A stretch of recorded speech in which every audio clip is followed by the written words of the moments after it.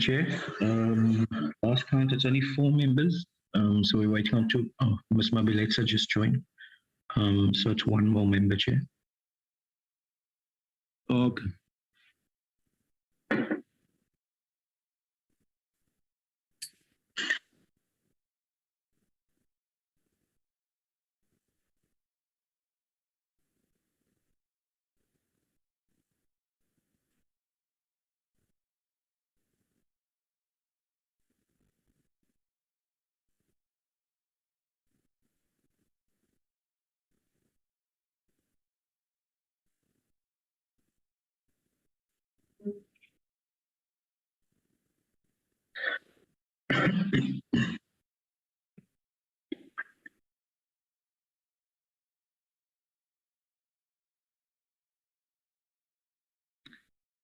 Chair, it's 6 members. Mr. Sarupan just joined. Okay. We'll have to start.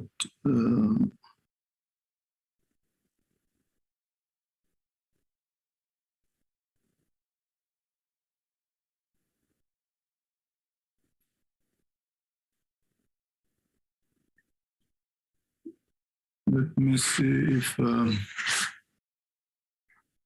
it's visible.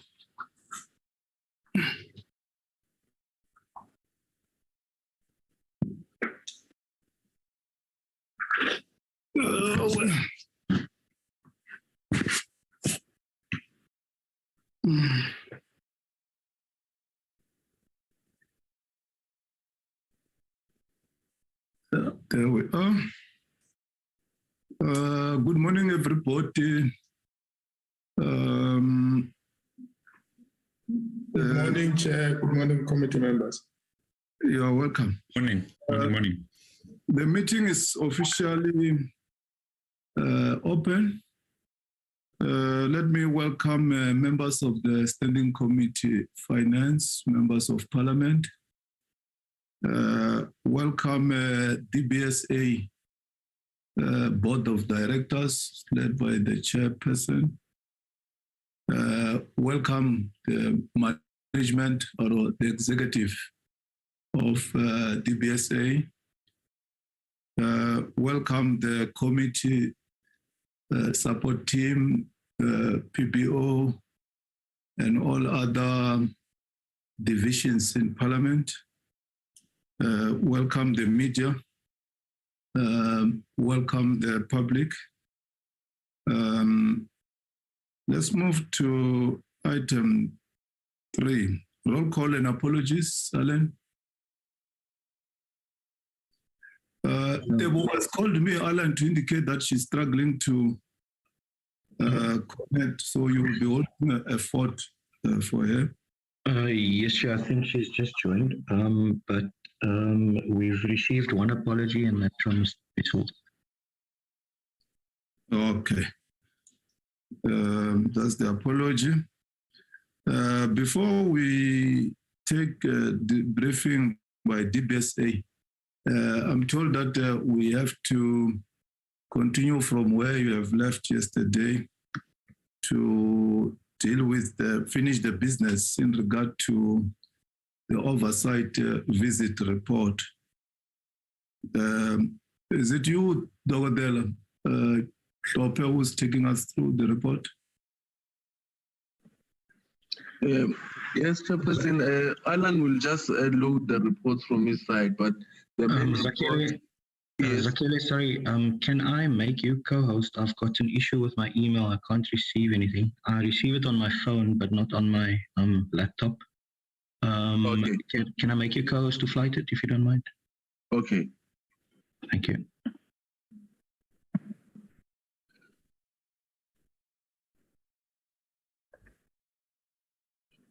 Oh, come on.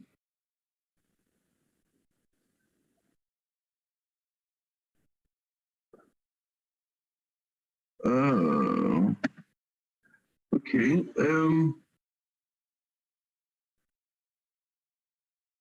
This is the report now. We separated the report as requested yesterday. Am I audible?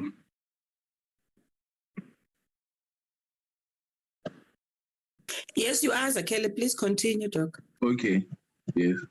So we separated the reports into three as discussed yesterday in the meeting. And we liaised with Honorable Shivambu yesterday, and he gave us the 3 paragraphs that we have incorporated into the report. We also received some technical corrections from the National Treasury on the main body of the report, not the recommendations per se. On the recommendations, these are the paragraphs that Honorable Shivambu proposed that they be included in the report. Sorry, Zakhele, yes. your emails are showing on screen. My emails. Oh no. Okay, I'm sorry about that. Can you share on your side, because I'm using 2 screens here. Is it now showing the report? Alan? Yes, it's showing now, Zakhele. Okay, so I'm so sorry about this. So the paragraphs that have been added is 911 of the report. Now it says the committee is concerned that the loan book of the Land Bank is not representative of the demographics of South Africa, women and youth. It then continues, says women and youth constitute less than 17% of the bank's loan book, and Africans are not adequately and reflectively represented. This means that the larger number of the Land Bank's loan recipients remain white males. This is a cause for concern and calls for the loan book that is reflective of the demographics of South Africa. The next paragraph says the committee, in consultation or liaison with the leadership of the Land Bank, the National Treasury, the Ministry and Department of Agriculture, Land Reform and Rural Development, will consider the legislative reconstruction of the Land Bank in order to position it as a development finance institution that will play a leading and meaningful role in the financing and support of small-scale farmers, developmental agriculture, and food production. The committee believes that this will help realize some of the objectives of the Land Bank, which according to the Land and Agricultural Banks Act, include promotion, facilitation, and support of equitable ownership of agricultural land. In particular, the increase of ownership of agricultural land by historically disadvantaged persons, B, agrarian reform, land redistribution and development programs aimed at historically disadvantaged persons or groups, C, the removal of the legacy of past racial and gender discrimination in the agricultural sector, D, programs that contribute to agricultural aspects of rural development and job creation, and E, food security.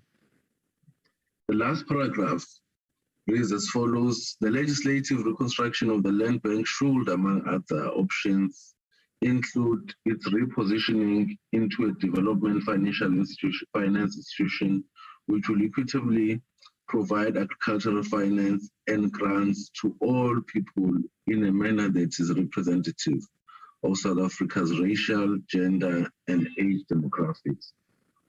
It should also necessarily include an alteration of the Land Bank's financing model in a manner that will make it not wholly dependent on capital markets, but additionally on the National Revenue Fund to finance, support, harness, and enhance inclusive agricultural development for all the people of South Africa and in all areas.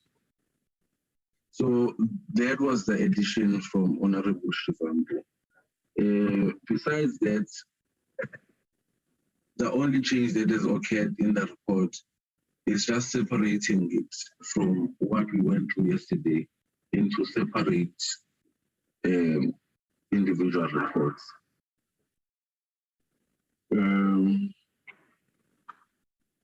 I don't know if the committee wants to consider this report first before we move to the other one.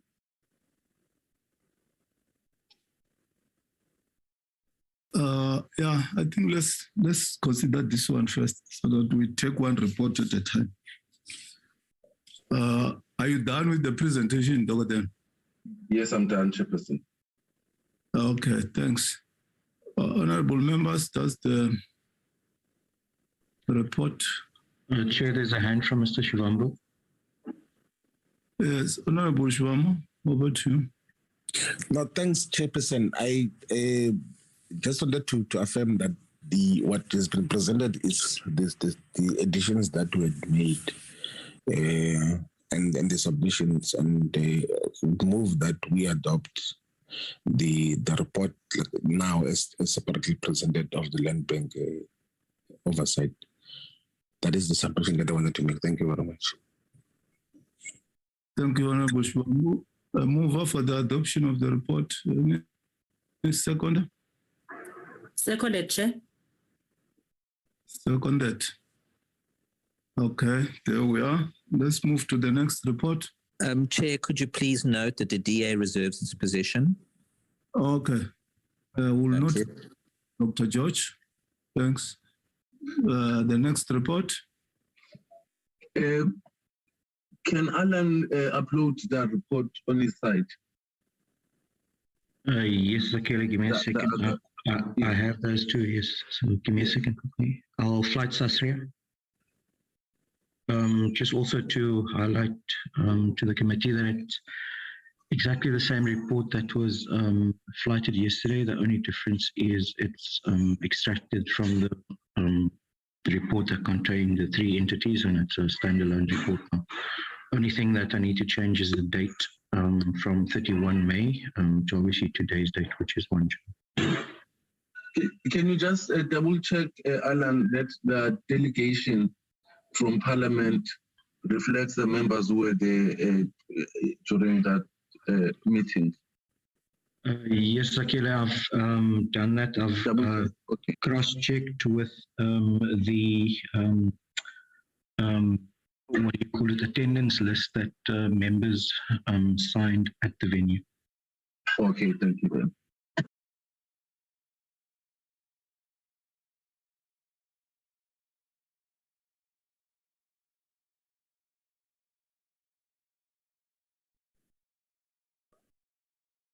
Doctor, are we done?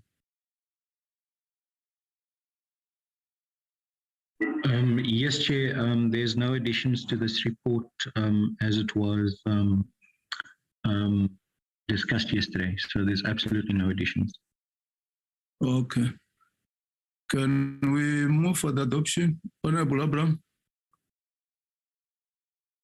Yes, Chair, I move that we adopt the report as it is. Thank you. Murolong? Seconded, Chair. Seconded. Please reserve the DA's position, Chair. Okay, noted, Dr. George. Thank you. Are we done, Alan, with the reports? For that one, so the only other one is the FFC one, which I'll flight now. And again, it's exactly the same report that was considered by the committee yesterday. There's no additional information. The only thing I need to change is the date from 31 May to the 1st of June. Okay. Honorable Abraham, move for the adoption. I so move, Chair. I'm sorry, it's an antique hand. I move for that. Honorable Abraham moves for the adoption. Second. I second, Chair. Honorable Mabileta, second. Please reserve the DA's position, Chair. Noted, Dr. George. Thank you. Thanks.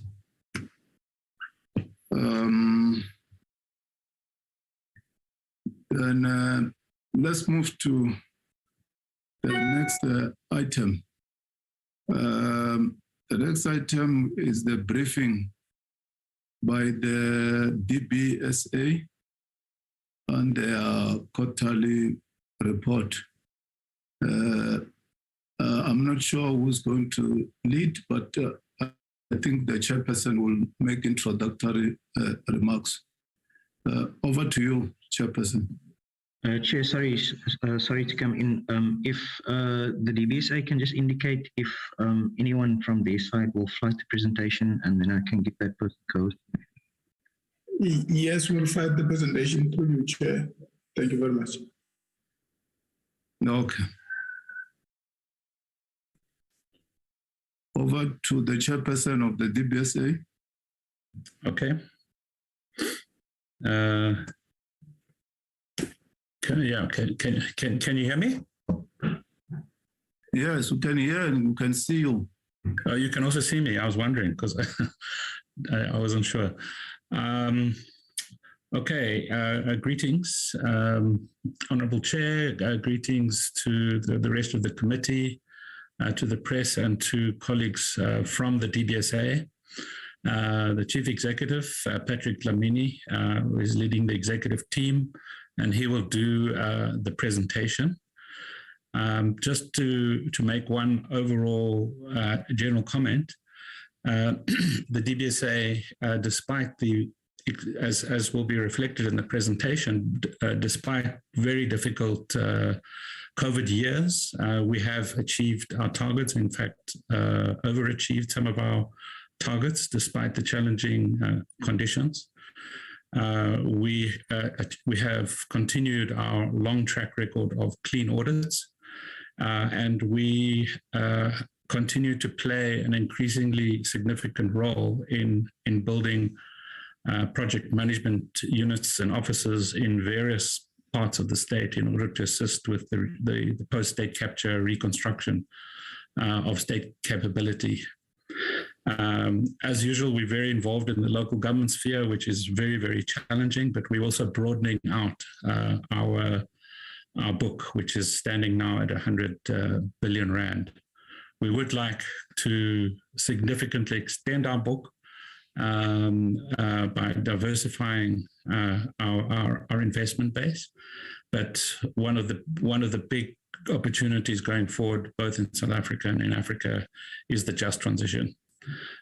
So that's just a few opening comments that I would like to make from the board's point of view on where we on how we generally see the performance of the organization under the very capable leadership of the chief executive.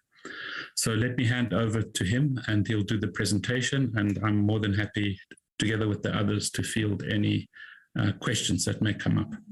Thank you, Chair.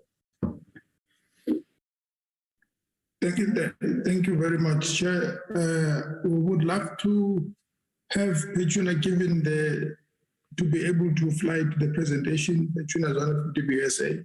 We are at this point in time disabled, Chair. Sorry, I've made you a co-host. Who's the person I need to give access to? Petuna is one at DBSA. Okay, hold on. Thank you. Thank you. Thank you very much, Chair and the committee members. A very good morning. We are quite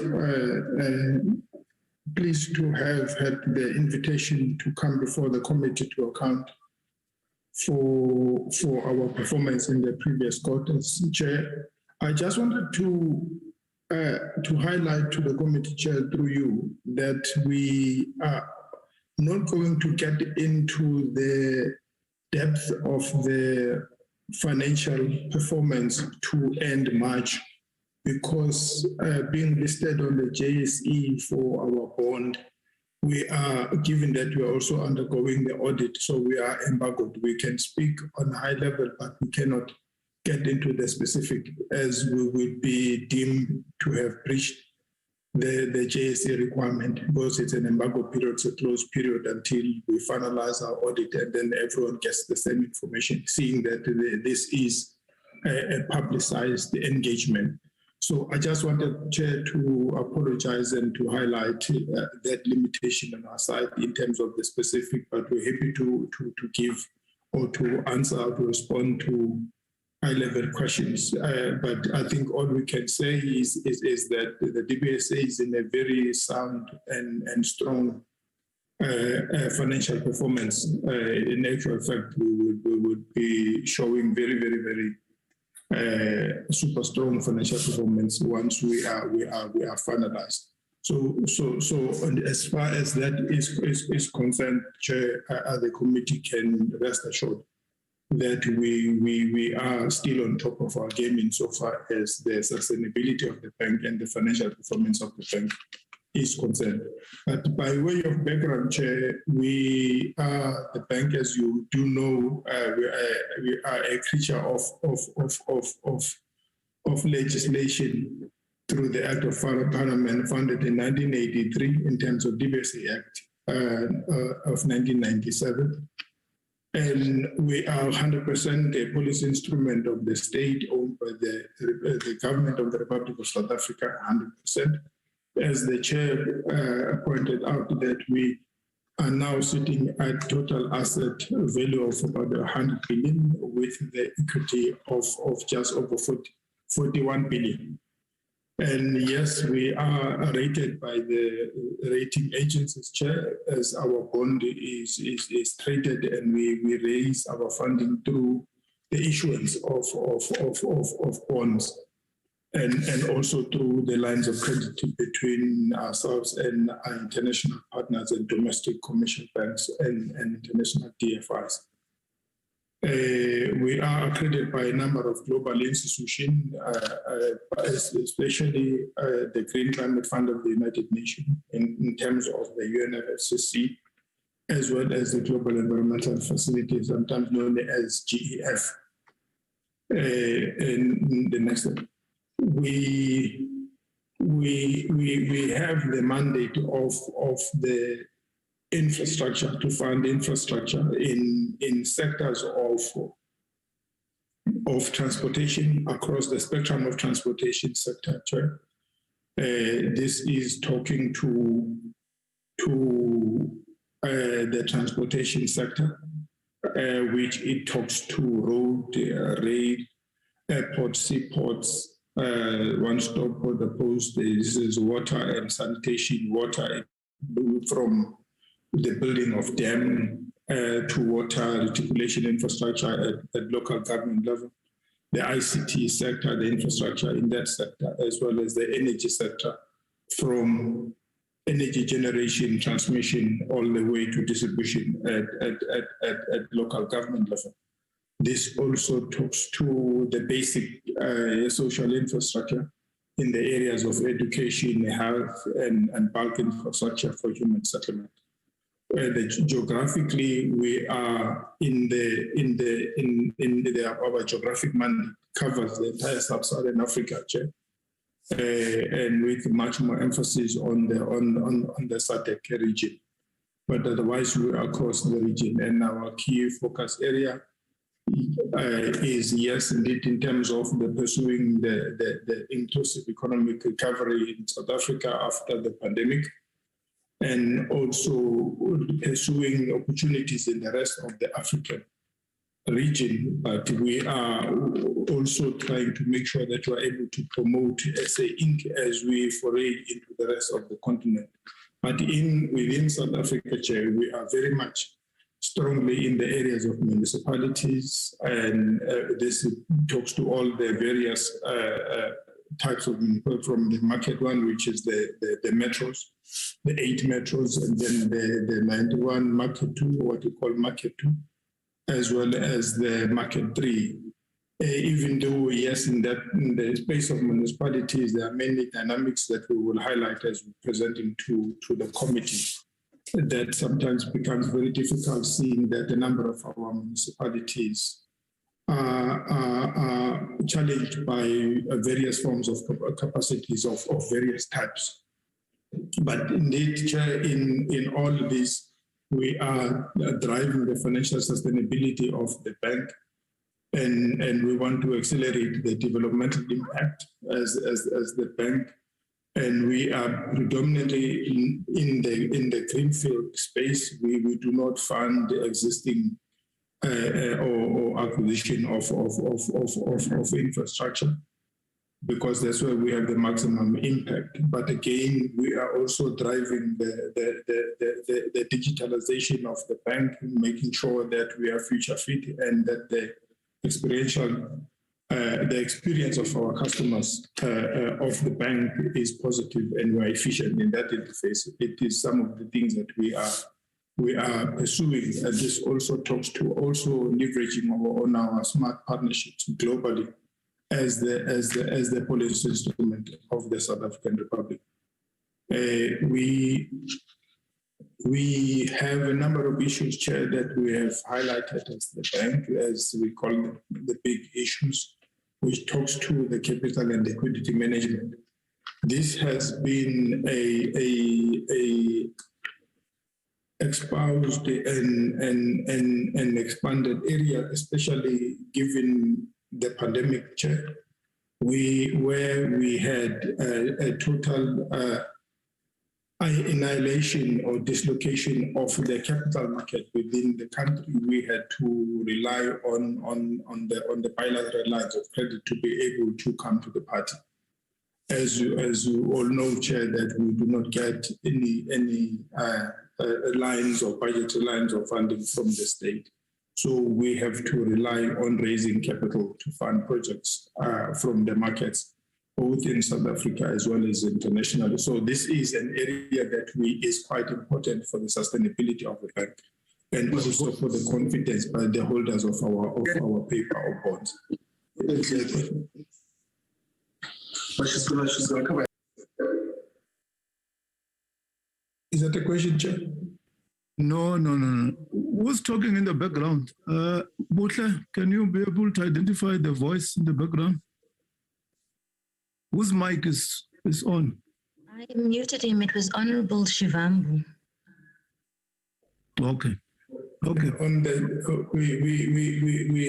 so this is an area that we are paying particular attention to, Chair, and that we want to look at how we can make sure that in the future we are much more better positioned and much more sustainable, because we want to continue to be able to access funding, because we can only be able to fulfill our mandate if we are able to have access to funding. And this also talks to the cost of capital, because as a sub-sovereign, Chair, we are very much a function of the sovereign as well. When the sovereign is downgraded, we also get downgraded as well as a sub-sovereign.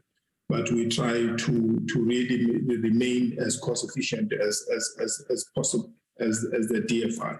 But again, our big issue number 2 is the just transition, which talks to our commitment to the net zero by 2050, Chair, in line with the sovereign's commitment. So it is something that we are also pursuing, and the just transition very much talks to the first part of the just, which talks to the equitability as well as the inclusion of the marginalized.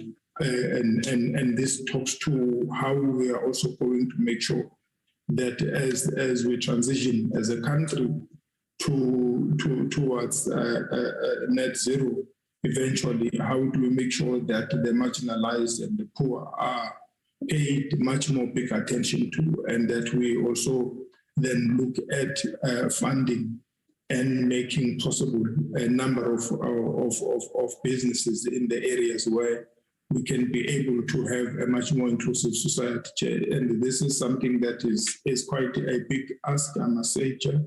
But, and again, this is also, it also has been issue number 3 to the scaling up and fast tracking of infrastructure development. Given the pandemic, Chair, we know that we have to do much more than we've ever been able to do before.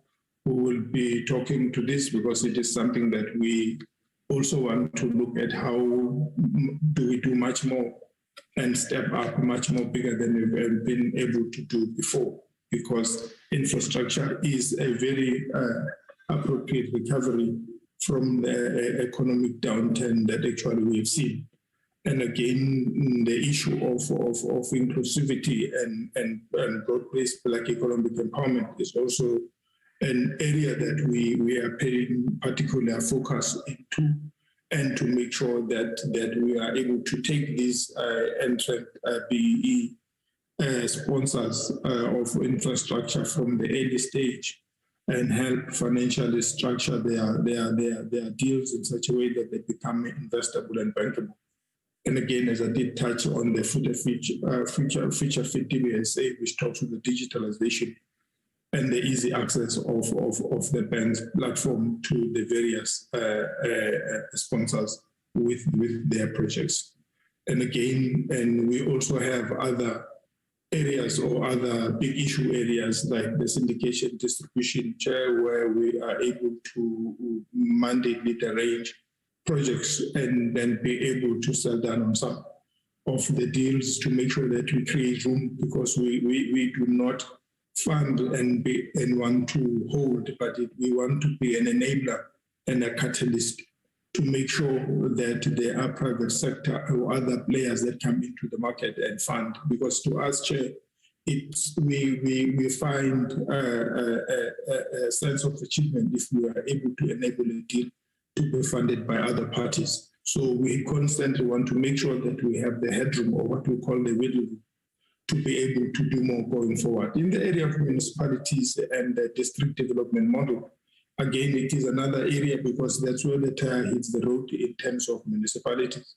But unfortunately, it is an area that we have to work quite strongly and very closely with the government and other spheres of government across the country, especially the national government as well as the provincial government, to make sure that the municipalities were able to fund them. But National Treasury is a central core in this space. But unfortunately, the issue of capacity in municipalities, Chair, is a big challenge, and the issue of disclaimer or qualified audit opinion by the AG on many municipalities in excess of 90% is quite a worry, because it becomes difficult to have their projects being fundable when actually they have qualified audit opinion and disclaimers. So those are adverse opinions. So those are the challenges in the space, but these are challenges that we stand willing to work with municipalities as well as government to try and bolster our municipalities, because that's where our people tend to experience the touch of government. Again, the book concentration talks to, we were trying to make sure that we are also able to push the other sectors, because we were highly concentrated in the energy sector, which currently now is sitting at, I think, just over 40% of our total book value. And now we are seeing also an increase in other sectors, which is reducing the concentration on the energy side. So these are our ongoing initiatives to try and make sure that we reduce the concentration rates, and that we are able to deal with the optics of investors as well, to ensure that as the bank we're able to spread ourselves much more and make sure that our risk is adequately and optimally diversified. The special economic zone and industrial infrastructure is something that we work with the Department of Economic Development competition. And it is something that through our IDD, the Infrastructure Delivery Division, because we set up our Infrastructure Delivery Division chair and the committee solely because we were quite aware of the political fault lines in some of the capacity of the state. And we then thought that we cannot hold our hands. We must be able to come to the party to the extent that we can. And we've been able to do quite a number of infrastructure with national government, various government departments, provincial governments, and as well as local governments and metros. So it is something that we are doing quite a lot of. We've built a number of schools, we've done a number of health facilities across the country, and many others. We've built social housing as well for municipalities.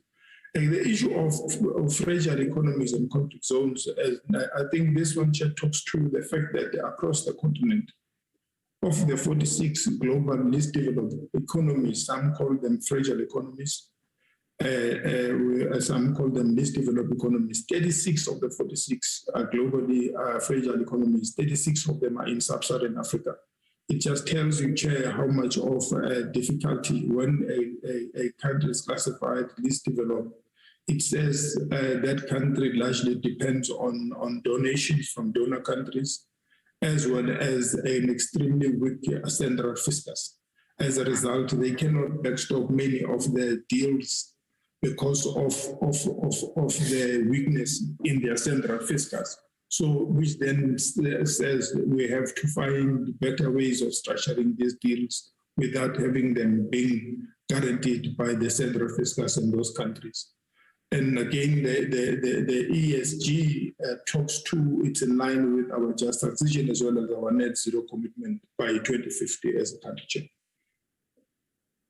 Again, our operating environment as the bank, this talks to a number of challenges that we have faced as the bank, and starting with the advent of the pandemic and the lockdowns in the past 26 months. As I said, it completely dislocated the capital market.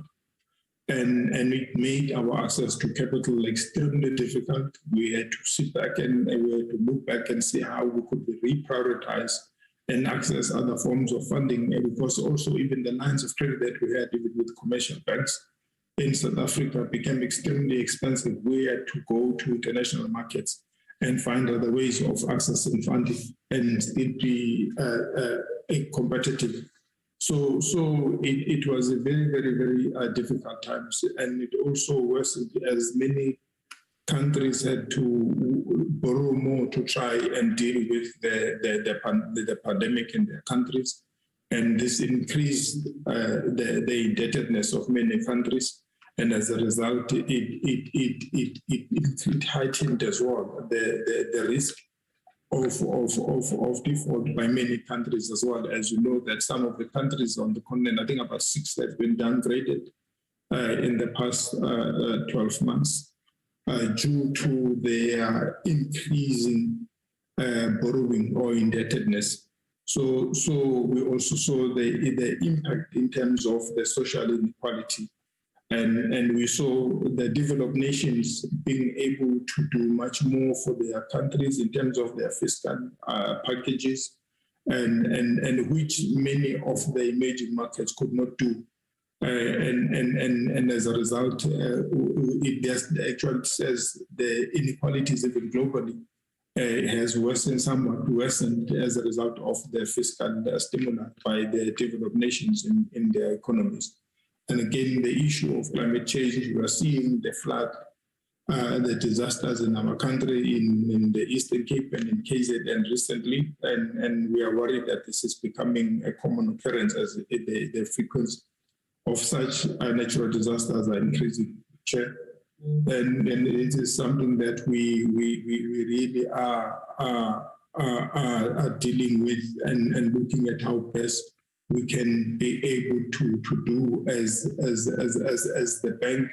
But again, in terms of the IMF focus of the global economy, as we were celebrating recovery from the pandemic in 2021, we are now seeing a tapering off of that recovery.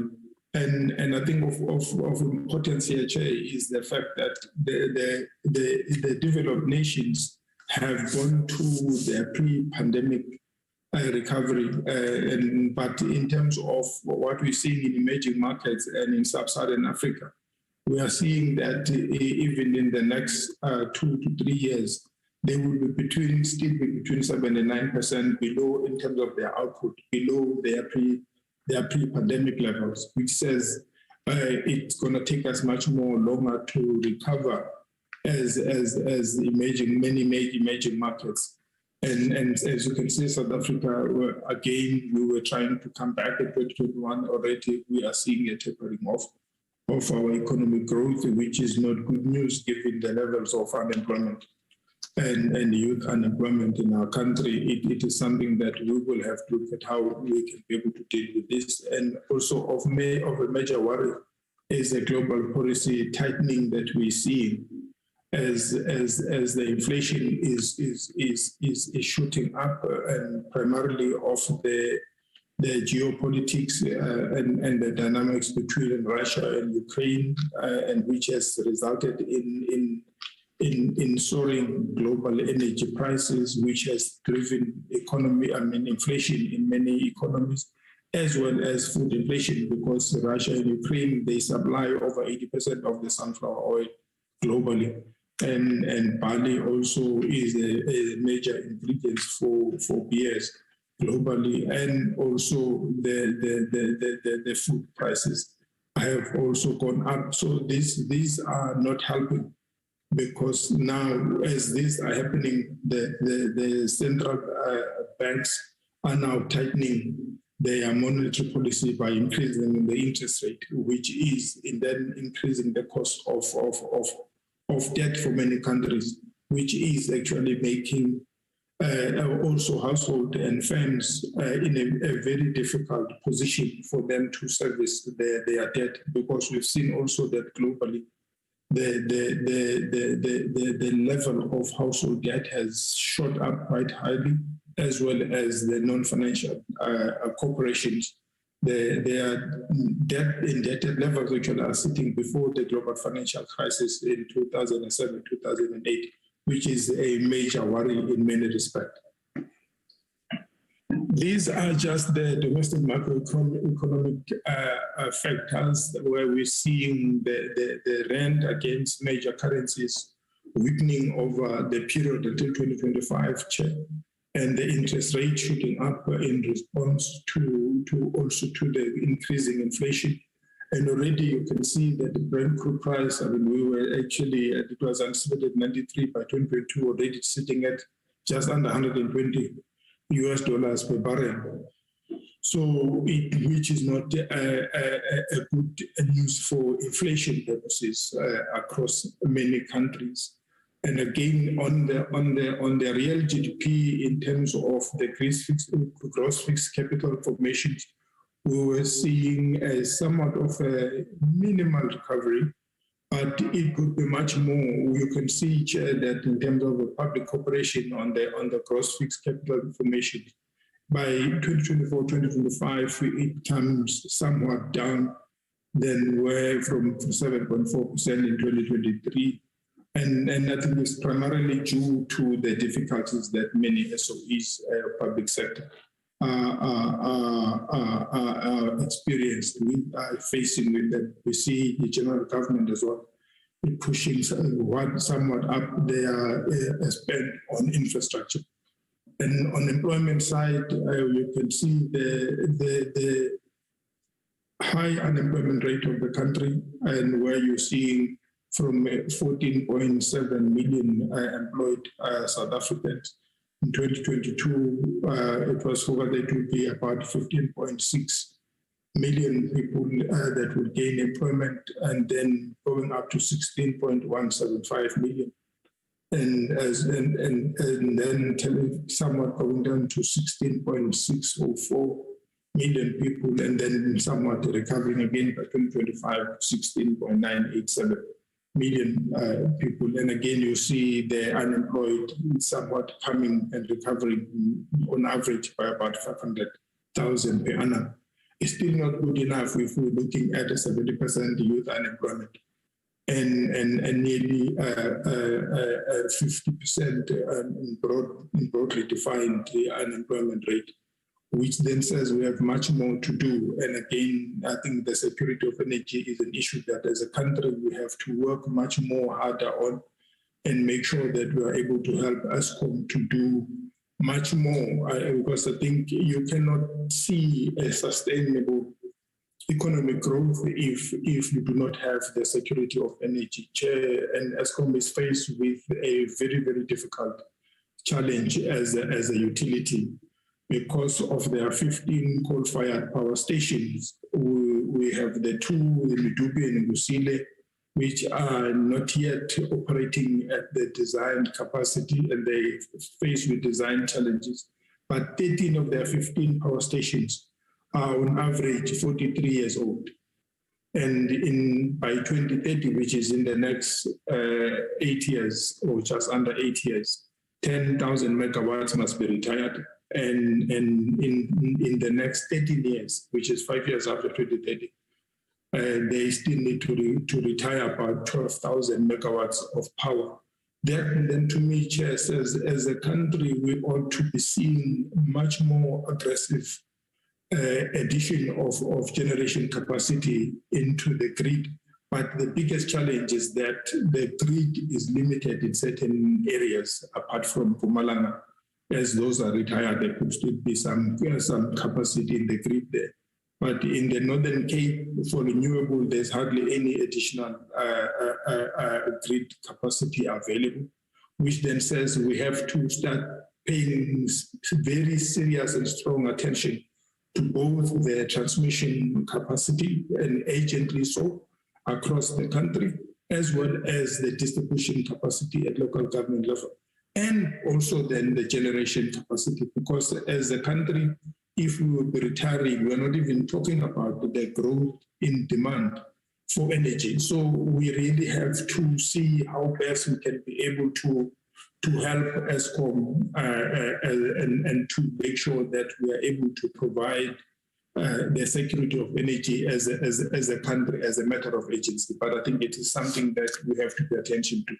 On the DBSA infrastructure will change, as I said, that we are on the planning side where we're working with the municipalities at all spheres in terms of helping them to develop projects into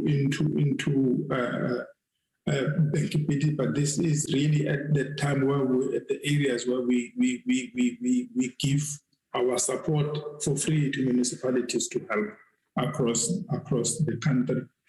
And again, then the project prep, which we term the tip of the spear, is when we are able to fund the early phase and then structure projects into bankability. And this goes for both municipalities as well as the private sector as well, and also the new entrant sponsors into the infrastructure space. So this is what we also call the risk capital that you do not necessarily find in the private sector or other areas. It tends to come largely from governments as well as the development finance institution, because it's as I call it, it's a risk capital that the private sector are not necessarily willing to take risk on. But as DFIs or development finance institution, it is an area that we really have put a lot into this space to make sure that we're able to drive projects and a project pipeline that actually then can become attractive to the investors. And then you have the financing part of the chain, where then we are able to fund project financing, bridge financing for municipalities largely, and then project financing, and also where we also get to blend other grant funding and concessionary funding that we get from our international partners. We have actually accessed over $200 million from the Green Climate Fund, and I think we're sitting with about $50 million from the GAF. And also, credit enhancement and securitization structure is a part of our financial structuring to enable the funding, especially if the projects are not actually strong in terms of standing on their own. So this is where we come in terms of blend financing and credit enhancements to ensure that we take much more higher risk than the private sector players and the pension funds And we tend to work also with the way to try and access the philanthropic capital in this regard. But we do believe that there is a lot of opportunity sitting in that space, because internationally there are a number of investors actually that are looking into the area and that actually are quite willing to. So we just have to be smart to identify the smart money to bring into the economy to fund more projects across the continent. And again, on the infrastructure delivery, as I said, Chair, that we identified the political fault lines and the limitations of the state. This is a space where we hire engineers to fund the project. To really then work on project delivery for the state as well as local governments. But this is on a cost recovery. We really do not make money out of this, Chair, and it is something that we just want to make sure that the engineers that we employ are able actually to be paid for the work that they do. And in this space, this is where we have built schools across the country for basic education. This is where we worked with the universities for higher education and directly with universities as well, being funded by universities. This is where we have built social housing as well and working with municipalities. And this is where we have also built clinics and health facilities, working with the National Department of Health as well as provincial governments on a number of projects. And as you can see, quite a number of government-driven infrastructure that actually we've been able to make sure that we are seeing delivery in these areas, Chair. And again, it is still part of infrastructure delivery as an implementing agent, Chair. As I said, we make sure that we are cost recovery in these areas and also that we are able to do quite a number of projects, as you can see, across the various client base and largely within the public space and across the spheres of government. And again, we're talking to our performance, Chair. You can see that the DBSA for the year to January 2022, we had disbursed about 9.6 billion and infrastructure unlocked to under-resourced municipalities, which we call Market 3. These are the vulnerable municipalities. We had actually unlocked about 1.3 billion in that space, and we had catalyzed funding from the private sector of about 11.4 billion, and we had delivered the infrastructure through our infrastructure delivery division primarily on behalf of the state of about 2.4 billion rand. And again, in terms of disbursements, as well, actually talks to September, we were sitting at about, for the metros, at about 4.5 billion. And on the small municipalities, we were sitting at 44 million. And at economic infrastructure that we dispersed, we're sitting at 89 million. And on social infrastructure, 242 million, and the rest of the continent at just over, at about 2.1 billion rand. And again, on the financial results, we were sitting at a number of, in terms of to look at our sustainable earnings, we were sitting at about 2 billion as at September. And our net interest income was at about just under 3 billion, was at September, and as well as non-interest income of just under 200 million. And return on average equity was sitting at about 10%. And our net profit as at September 2021, Chair, we did just over 2.2 billion. So you can see that our cost to income ratio, we were sitting at about 22%. And again, Chair, you will see that we are one of the most efficient institutions, even if we were to look at the cost to income ratio. And because sometimes we are even much more or performing better than actually even a number of our private sector institutions in our space. And again, it says we really have room to do much more. And we are quite happy that at least the financial performance of the bank is very, very, very solid, as you can see, Chair. And again, in terms of assets, we're sitting at about 100 billion with the equity of just over 41 billion and total liabilities of just under 60 billion, with our debt equity ratio sitting at about 140%. And in terms of green funding, this is an area, Chair, that actually over the past 6 years, as the bank, we raised about $1.2 billion worth of green funding, talking to a number of the green bonds, which was a private placement with the AFD of France of about 200 million euros, and as well as the one that we raised with the New Development Bank of about 300 million. US dollars, European Investment Bank, 22 million euros, and another one with a European Investment Bank, EIB, for renewables of about 100 million US dollars. They've been funded 1.1 billion rand with the environmental affairs, and the Green Climate Fund, 157.5 million US dollars that we raised, and Jeff at 54 million US dollars, and PIMCO green bond of about 200 million US dollars. So we've been quite active in the international space, and also there's quite a lot of opportunity in the space that we just need to gear ourselves much more to access, because this is where the smart funding for certain projects we can be able to achieve in this space. And as you know, that in the COP26, there was a commitment by the private sector globally of 130 trillion US dollars. So we just have to position ourselves in the projects in South Africa that qualify. In terms of that, we really can be able to make a massive difference in terms of economic opportunities if we drive those ones.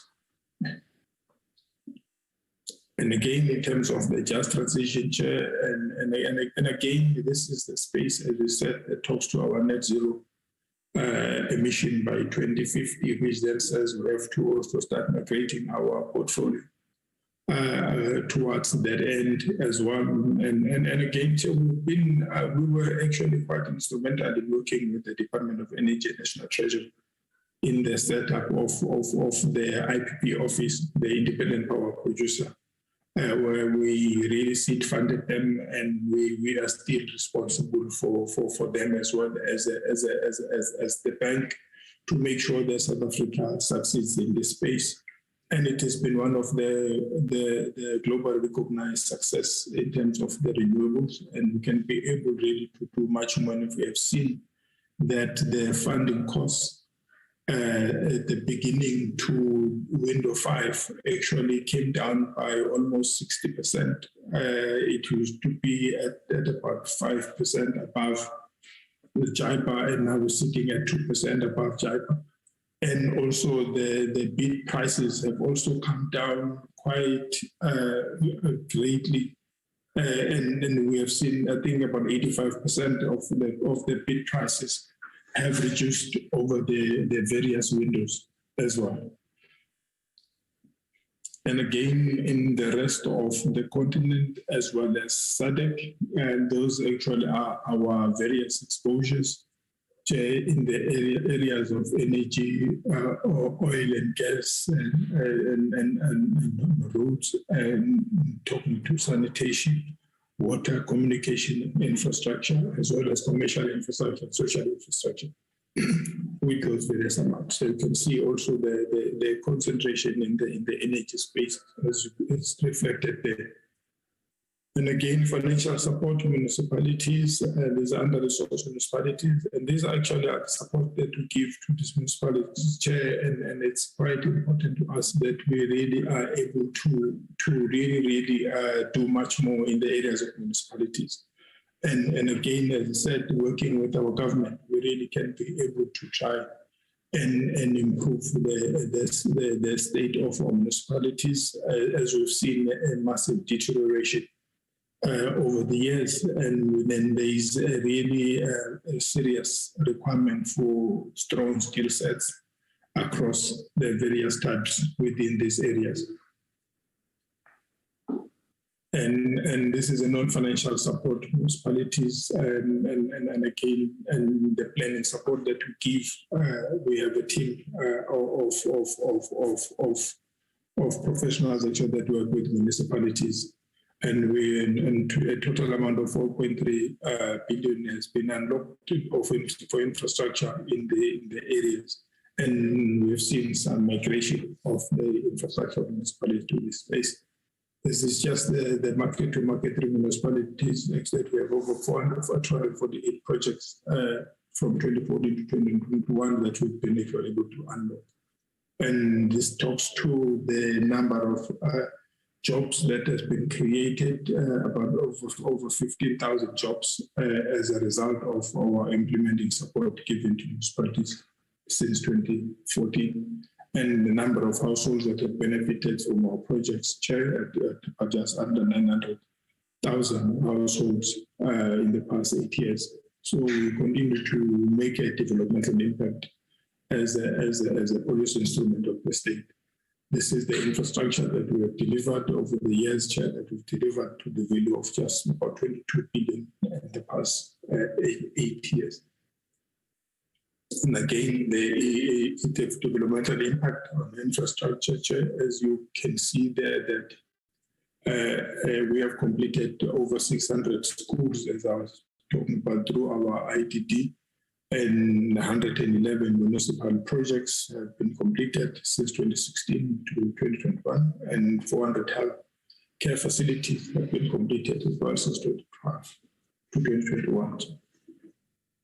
And again, this now talks to our transformation and job creation, that over 6,000 SMEs and subcontractors have benefited from our infrastructure projects since 2014, and then the value is suggested just under 4 billion, and a total of 70,000 jobs were created by the bank since 2014 and in our infrastructure delivery division.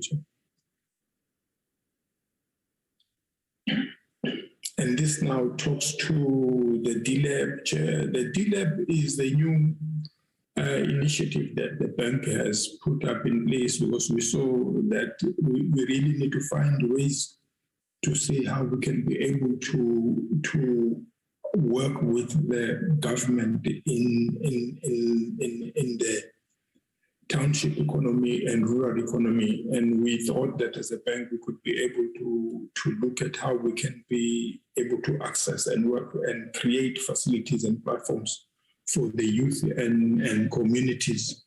In various communities, we have our DLAB in Jabulani that we opened on 26 October last year, and Alex as well, 14 September in Alex, and also in the Western Cape, and another one, the rural area of Louisburg, and another one that takes what there's 2, 4, and 5, and the Louisburg and the Waterberg one are actually still being built. So we do believe that we will be able to really provide a unique platform that the youth might be able actually to become much more creative and be able to do much more and create jobs, and we then will be able to support and fund and link to the markets those projects and those actually SMEs. And we have partnered with a number of partners in the space, and both government, private sector, and international partners that want to do much more. And now we are being approached by international organizations that want to put more funding for us to expand our DLABs across the country and to talk to the just transition as well. So I think we will see this morphing into something very economically impactful and job creative as well. And again, if we were to look at the jobs and the youth, it's about 80%, and female are 42%. In terms terms of the key national projects, we have the Infrastructure Fund chair that we set up with government and National Treasury, as well as the Public Works and Infrastructure Department, and we have appointed the key management in place, and the head of the Infrastructure Fund is in place. We have also put in place the Infrastructure Fund Strategic Advisory Committee in place of independent, very established and very experienced professionals, representative both of government and private sector. And also we have put in place a number of, and they have also been working with National Treasury in terms of the budget facility for infrastructure, we call it BFR, and about 2.6 billion of value of projects, and with a capital value of 8.7 billion rand has been approved. It talks to the social housing budget facility for infrastructure for 304 million rand within housing, BFI of 900 million for higher education, Department of Higher Education, and Northern Water in Congo. But 985 million rand of BFI has been approved by National Treasury. And we have, I think, over 100 billion of projects that we will see coming through, and we are quite comfortable that working with National Treasury and government in this space, we really can be able to drive these projects much more strongly. And really, this talks to our response to the KZN and Eastern Cape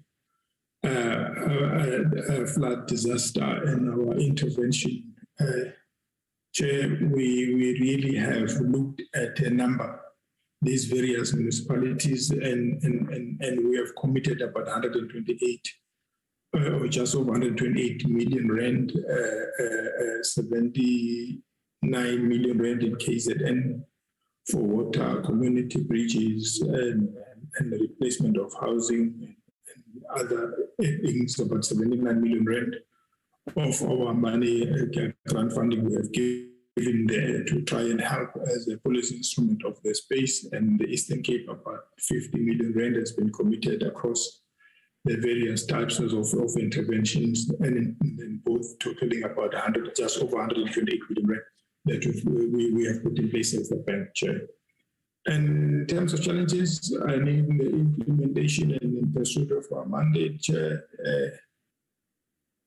yes, we put both opportunities and challenges. And opportunities, we do believe that we do stand a good chance, really, of helping the country to recover through infrastructure development, but we want to really step up much more bigger as the bank and do much more, but we have to be quite innovative and much more bold and much more risk-taking in this regard. We are also leveraging on multilateral banks globally, including the BRICS Bank, and looking at bilateral and grant funding and concessionary funding for infrastructure. And again, we want to increase and diversify our investor base. Again, as well, Chair, to try and look at how best we can be able to lower our cost of funding, because that is very important to project sponsors. We also want to also work on diversifying and improving our concentration, sector concentration. And again, looking at how we can be able to have more funding opportunities with various interventions like the project prep, which is the risk capital that we deploy to really drive any phase of the projects. And again, to look at how best we can participate and improve in terms of the just transition. And really, in this case, Chair, is very much the emphasis on the word just before transition, because it talks to inclusivity, and it talks to equity, and it talks to the marginalized and vulnerable communities in our country. And if we do not achieve this, I think we will have failed as a policy instrument of the state, and we will have failed South Africans. So it is something that we take very, very, very seriously as a bank. But again, like many things, Chair, we are never without challenges, and really the dealing with the post-effects of the pandemic is a huge challenge that we are battling with, and as a result, the high cost of funding, and so these are the challenges that we are dealing with. And again, the issues in the municipality space is, and I think the quality is more about the quality actually, and the deterioration of the quality of municipalities, and the paucity of the requisite skill sets in the space is a big challenge to enable and to unlock funding for these municipalities. And again, the credit quality deterioration and the non-performing loans. And the rest of the continent, as I said, 6 of the countries have been downgraded given their increasing indebtedness. And also, we are also participating, given that South Africa is a member of the G20, in what they call the DBSA, which is the Debt Service Suspension Initiative. A number of countries have applied, including Zambia, which is one of our big exposure countries, to see how best we can be able to work and try and make sure that we create some wiggle room for these countries and restructure these debts so that the government can be able to do more and still be able to service their debt levels. And in this case, the Chinese government, being the biggest lender across the continent in many countries, has come to the party. So we are hoping that we'll be able to gain some traction in this regard, Chair. But at the same time, we are also looking at the empowerment scorecard for DFIs. I know it is still under formulation, but it is disadvantaging us somewhat. We will engage on the specifics in that regard, and also the recent challenge on the procurement legislation on National Treasury is also creating some element of uncertainty, but it is not stopping us from continuing to do our job in this regard and making sure that we do what we feel is reasonable in our space, because the transformation is not something that we take for granted. It is something that is of strategic importance and necessary for South Africa to be an inclusive and have a shared prosperity. So it is something that we're working on, making sure that we do not breach any laws, but doing what actually is right for both the bank, the country, and the society at large. Chair. I thank you very much for the opportunity to chair yourself and your committee. That brings me to the close of my presentation, Chair. Thank you. Okay, thanks, Chairperson and Mr. Dlamini for the presentation. Honorable members, that's the presentation on the quarterly report of the DBSA. Comments, clarity, seeking questions?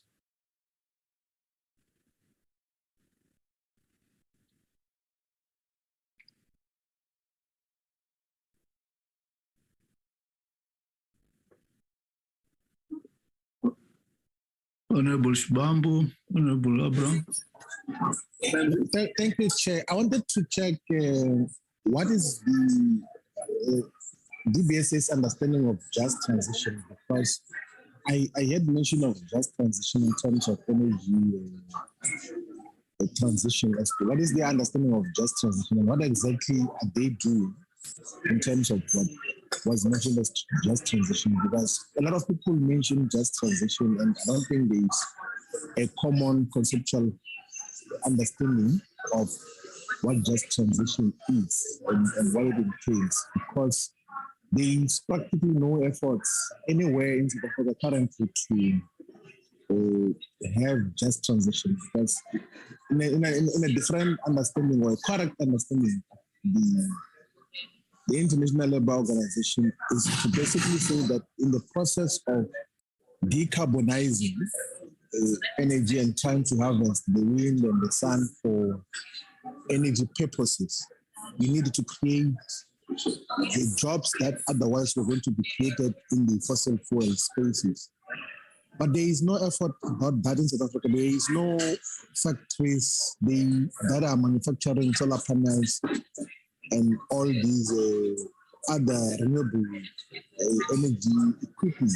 So I want to understand what does DBSA mean when they talk about just transition and what they think they are busy with doing. So that is the only question I'm coming to. We'll come with the other questions after that has been clarified. Okay, Mr. Shivambu. Honorable Abraham. Then Honorable Mavilet. Honorable Abraham. Okay, I'm sorry. Thank you so much, Chair.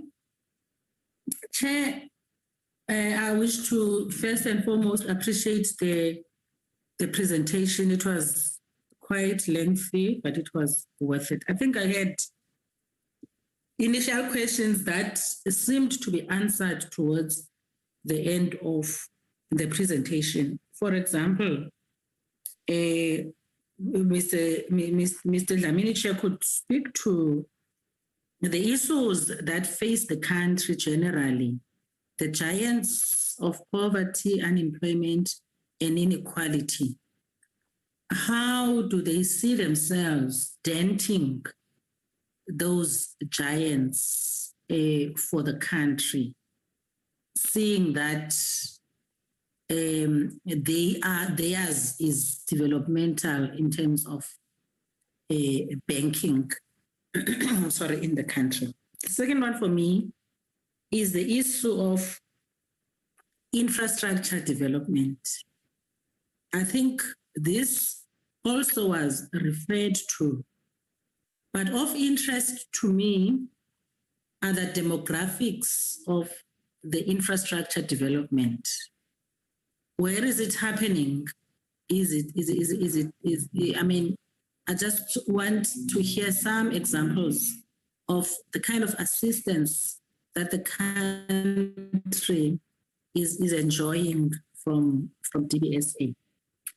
Chair, he spoke also of international access to funds, and he did mention some of the finance houses that are being used by the country through DBSA. My question in that regard is, at what cost are we borrowing, more or less? Is it healthy borrowing so that we can have development in the country?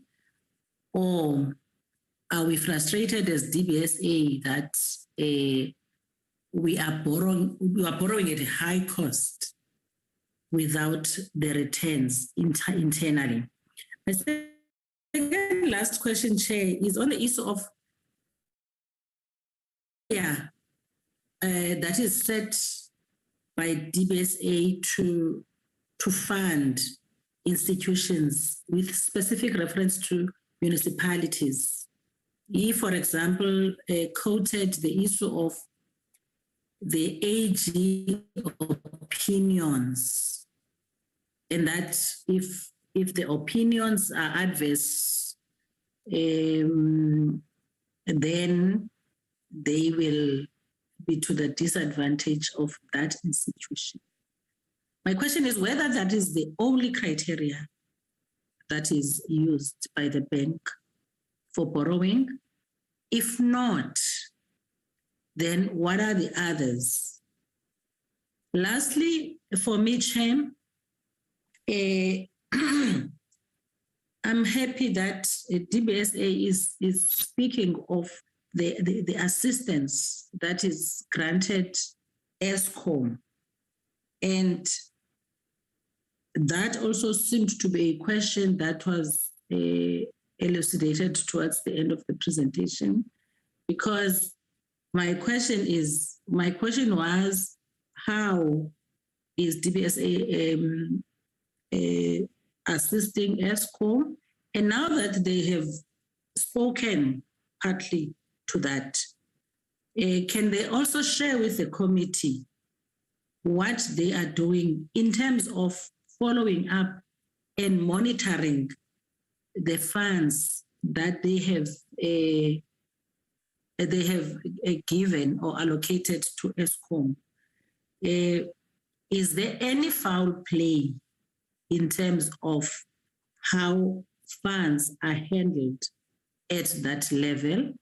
And what is it that the bank is doing towards that? Thank you, Chair.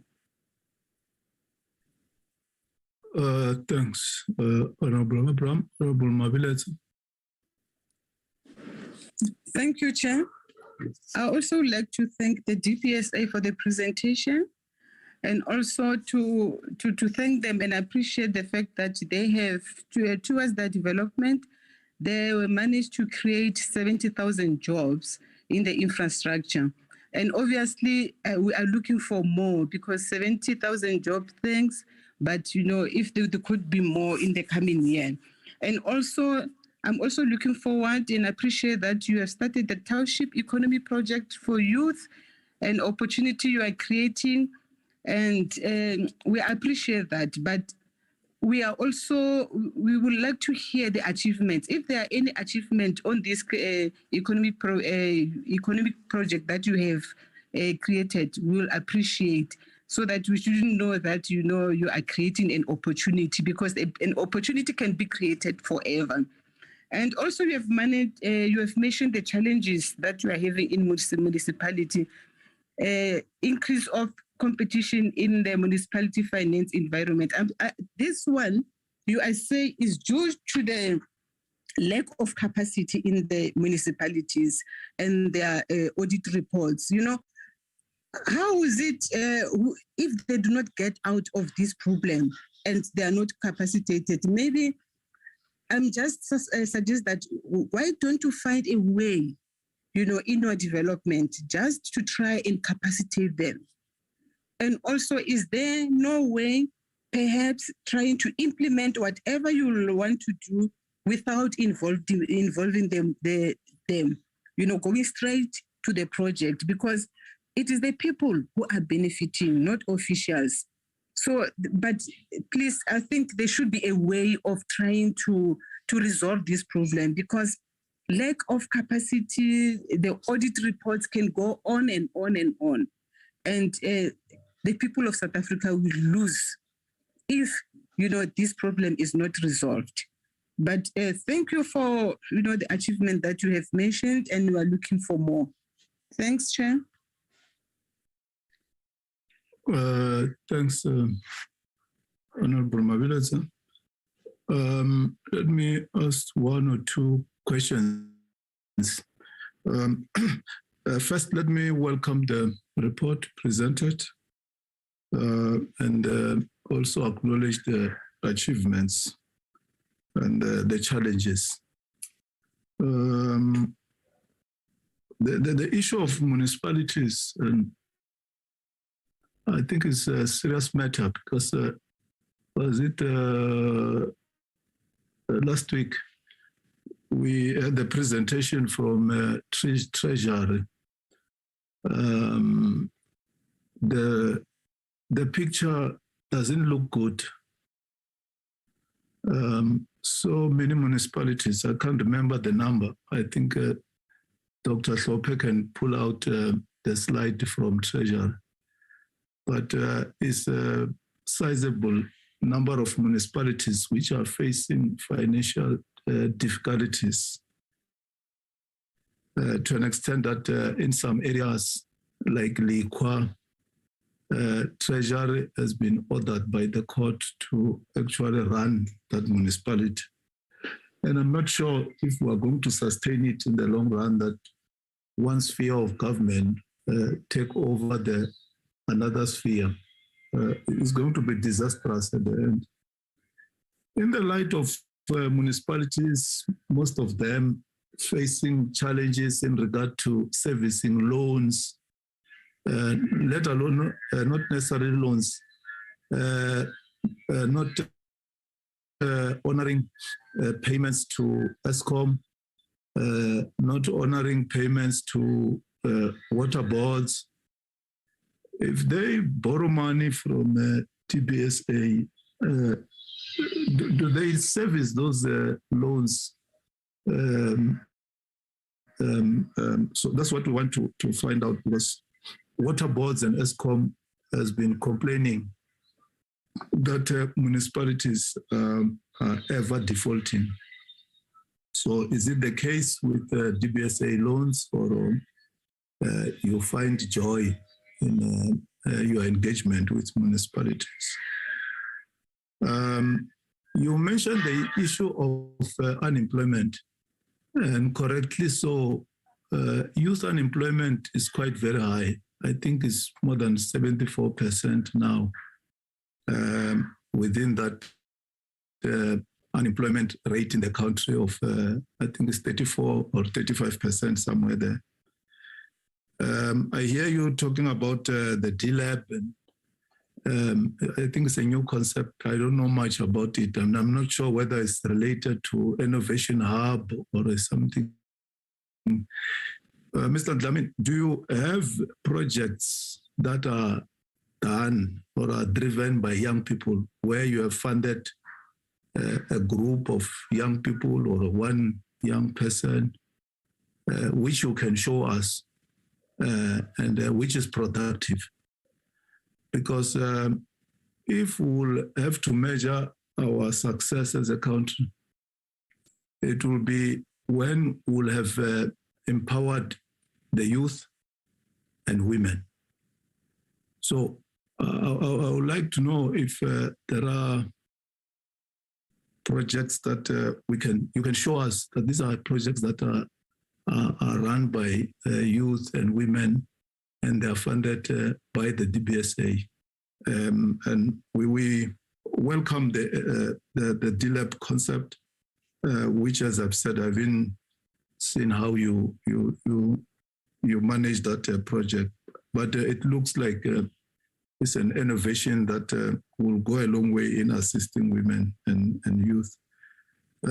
Over to you, Chairperson of the board, Mr. Dlamini, and the entire executive. We will agree as to who takes which question.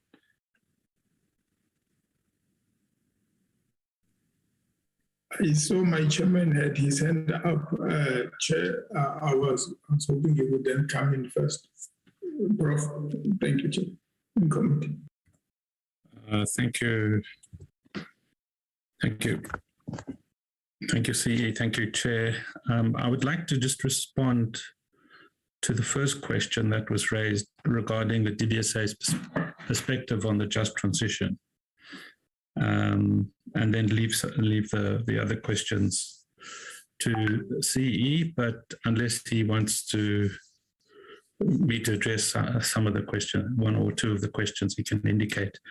On the just transition, the way the notion of the just transition is used in South Africa broadly across the landscape is it has one of four different meanings. Sometimes when people use the just transition, what they mean is simply decarbonization and nothing more. The second way that it's used is decarbonization plus looking after the workers affected by coal closure, coal miners, workers in the power stations, and the communities that they are from.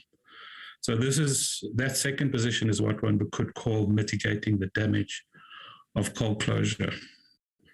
The third position accepts the second position, but adds an extra dimension, which is upstream industrialization as the driving force for the biggest job creation program since 1994. And that is sometimes referred to as green industrialization or renewables-led industrialization. And that's a much broader conception of the just transition, and I think is what was being indicated by the questioner. So that conception of the just transition will depend on the pricing of renewables to be appropriate. So if through competitive capitalist dynamics, the prices are pushed too low, the only way you can then build renewables is using foreign companies who have access to climate finance, or South African companies who import everything from China. What we want is South African companies who open up manufacturing plants to create jobs upstream that is financially viable. But if the price is too low, it's not financially viable. So there is, at the moment, the prices are almost too low for South African companies to be able to do this because of the competitive dynamics. And that's something that needs to be addressed. And then the fourth conception of just transition that has been advocated mainly by the trade unions, in particular NUMSA, is of a post-capitalist transformation based on the assumption that if we move away from the mineral energy complex, which was at the heart of the South African version of a highly exploitative and extractive capitalism, if we move away from that, it's an opportunity to fundamentally transform the society. So those are the four positions. I would say that the positioning of the DBSA is in the third one, where we are interested not only in funding the renewables and in particular the transmission grid, but also to make sure that that is linked to upstream industrialization and job creation. If you look at the numbers of jobs to be created just in the construction of 5 gigawatts per annum, which is what South Africa needs for the next 20 years, you're already creating just with that construction process and maintenance more jobs than is currently in the coal mines and the power stations. But if you add to that the huge job potential of upstream industrialization, then you really are talking about the biggest job creation program since '94. So that's how I would summarize our understanding of the just transition. It's transformative rather than simply focusing on energy, keeping the lights on, and mitigating the negative impacts for those who are going to lose their jobs. That's a much too limited conception of the just transition. Thank you, Chair and CE.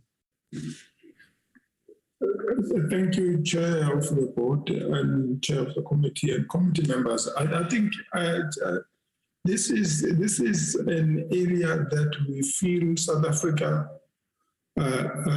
stands a huge chance to benefit if we work hard and we work smartly in this regard. In this area, Chair, the advent of, if I may just add to what my chairman has said, in the advent of or the introduction of carbon tax globally post the COP26 by many countries will have a profound impact on our export products and the competitiveness of our exports in the international markets. I mean, you can imagine competing with countries like Brazil, where they have nearly over 95% renewable energy because of their hydrogen, of their hydropower and the renewables that actually they have put in place, vis-a-vis our products coming from 90% of coal-fired energy. But this actually says South Africa can be very smart, especially on the industrialization part because in the PGMs, the platinum group metals, we have iridium.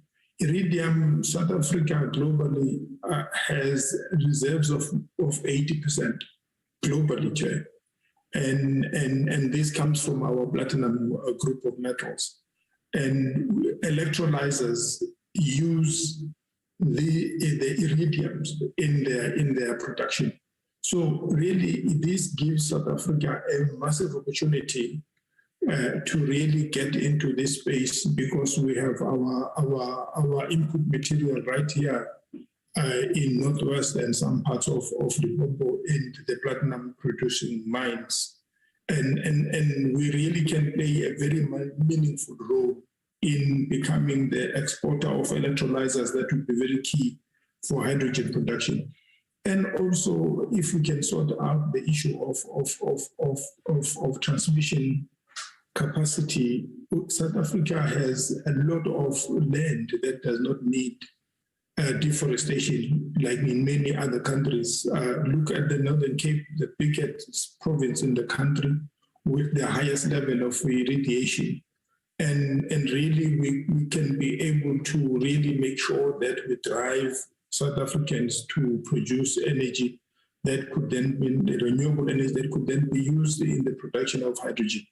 We have spoken about the Bogobai in the Northern Cape. We really need then to ensure that there is the requisite capacity in the transmission there, and also that the hydrogen production, because that would be a massive export opportunity for South Africa as well, because many countries do not have what we have.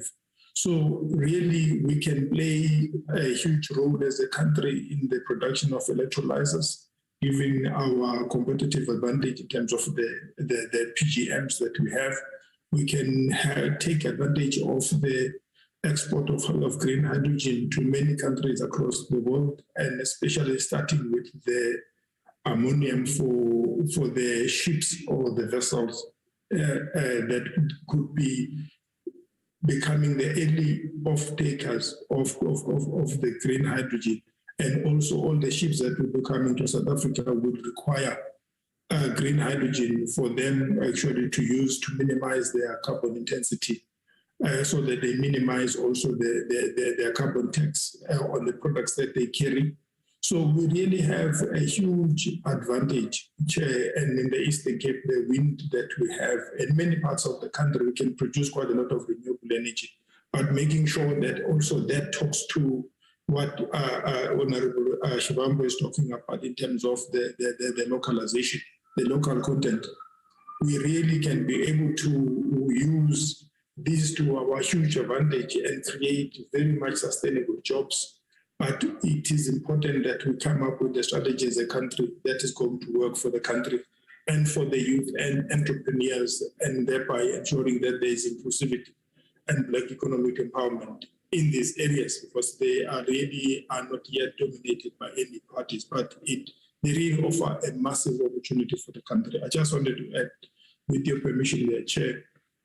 Honorable Abram actually touched on the challenges that the country is faced with, Chair of the committee, and the issue of unemployment, income inequality, and poverty in our country. And this is an area that we feel as a country we have to face head on, and we need to be much more bold and also very, very decisive. But again, it is an area that I think the security of energy stands very much in the way, because you cannot deal with issues of unemployment and income issues and poverty issues if we haven't as yet battered down the challenge of the security of energy as a country. It's extremely, extremely important. And if we do not address that,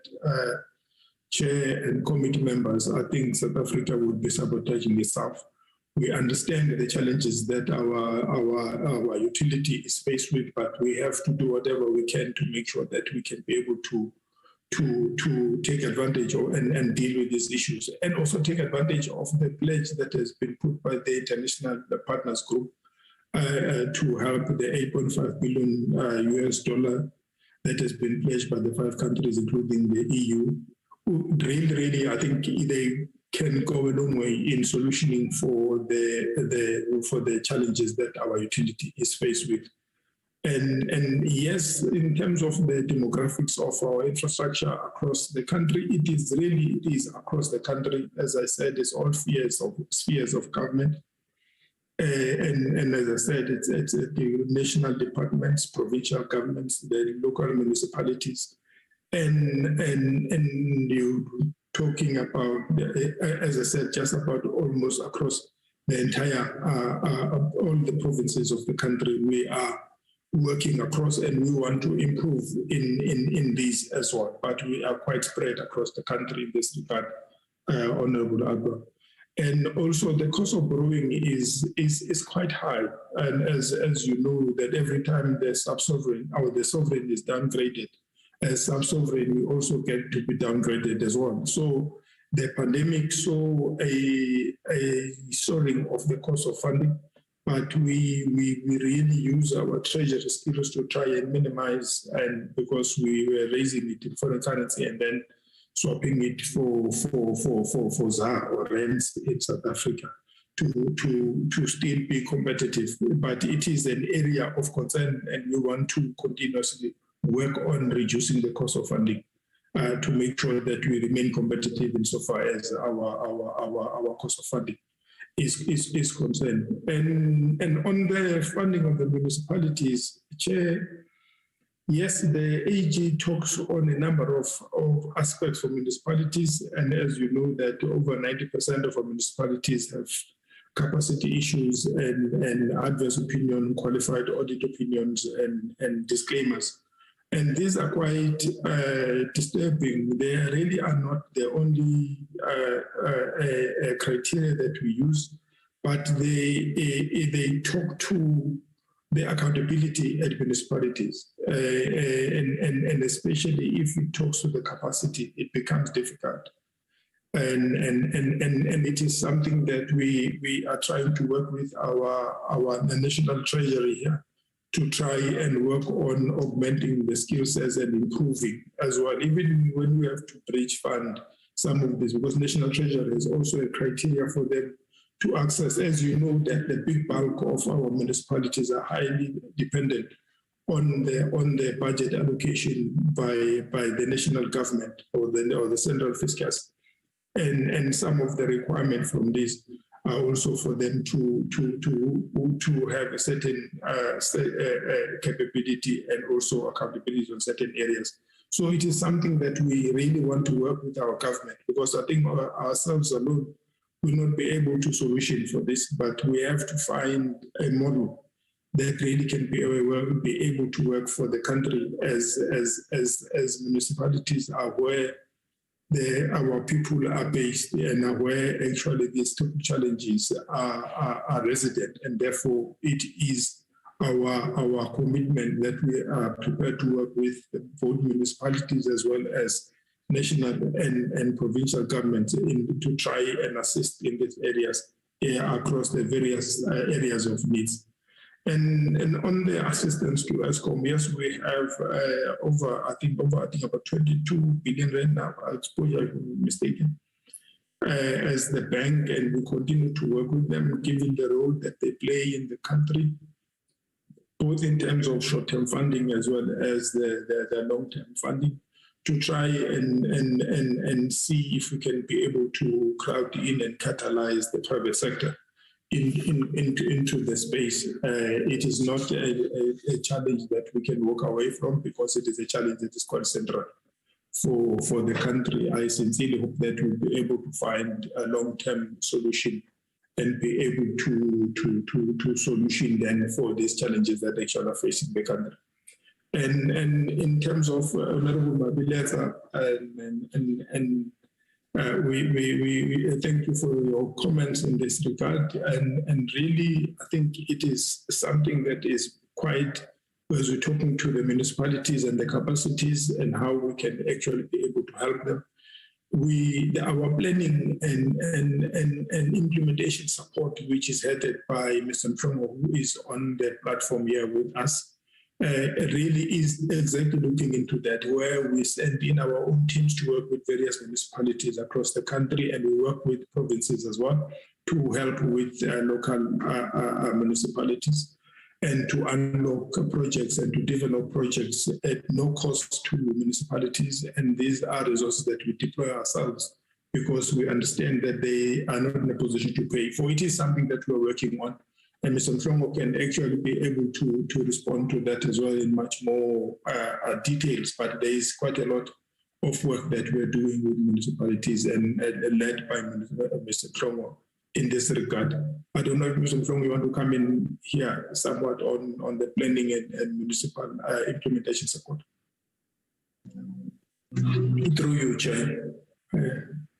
Of the committee. Thank you, CE, and thank you, chaps and members of the committee. I think you have in a large measure covered it. Suffices to add that the specific challenges for which we are providing intervention support to municipalities have ranged from the inability to plan, for which we have deployed a lot of resources, and I think more details can be provided to the committee as and when it may be required in some large measure of detail.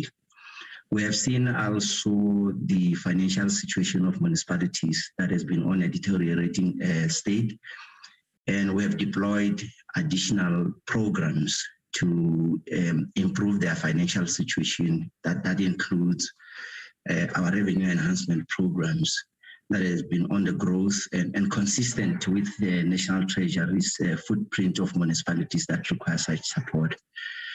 And then there's a plethora of programs that have been deployed and will continue to be deployed. And we've seen market increases in the municipalities that we've been supporting, to a point that some of the municipalities have grown to come forward to the bank to take some small loans, and we will continue to support these municipalities in a large measure.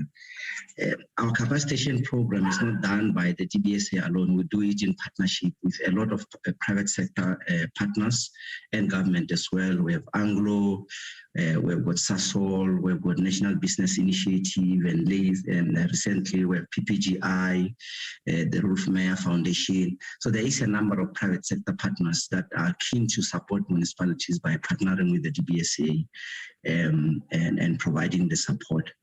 And so see if it is fine by the committee members who could be able to give a detailed measure of support packages that we're putting in place for the municipalities. I mean, in the last 2 financial years alone, our financial support package and our non-financial support package has contributed to about 101 projects that are currently being implemented. And there is a pipeline of about 68 projects that we are currently considering to extend to various municipalities.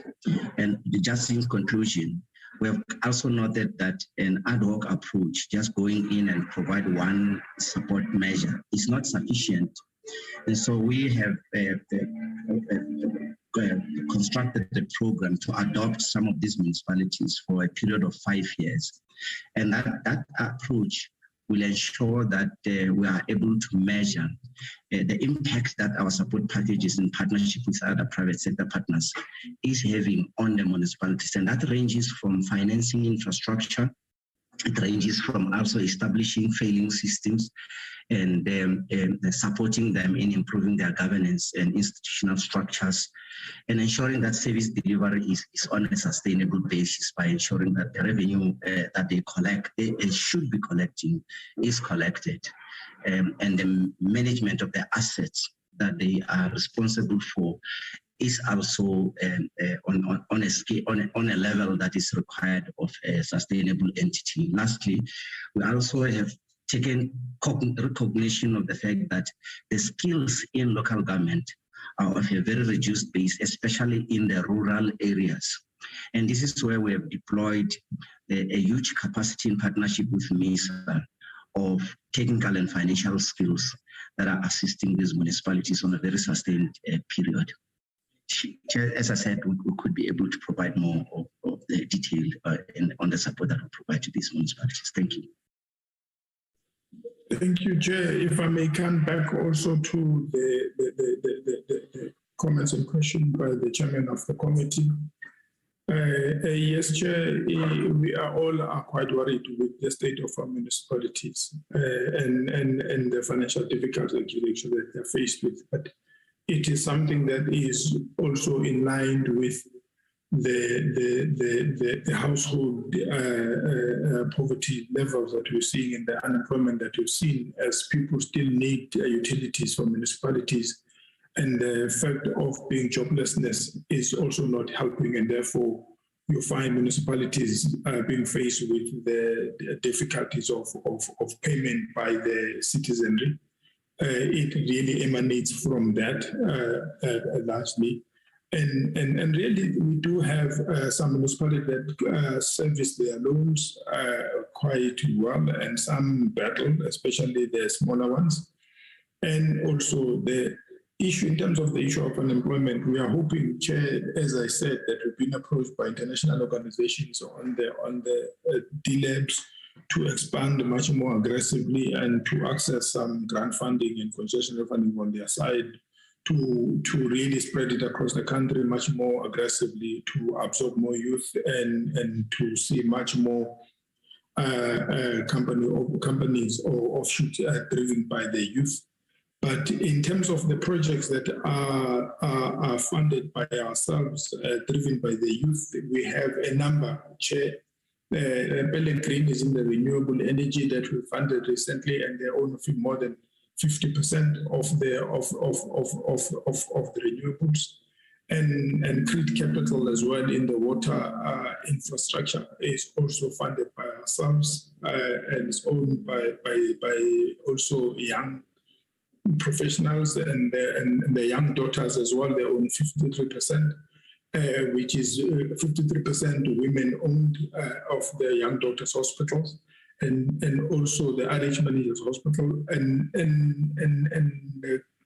yes, Chair, we are doing more and we want to do more, and we have also made available quite a number of lines of funding for SMEs to try actually and work with our also sister DFIs across the country to access funding to SMEs so that we can be able to see sustainable jobs in many developed nations and economies like Germany and Japan.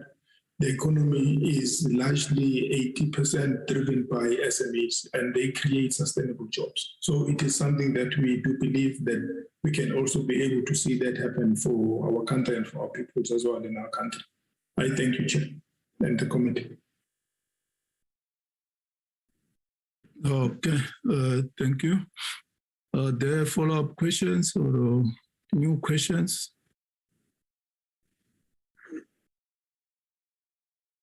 Honorable members, before I ask, let me, if other members will come later, they will do so.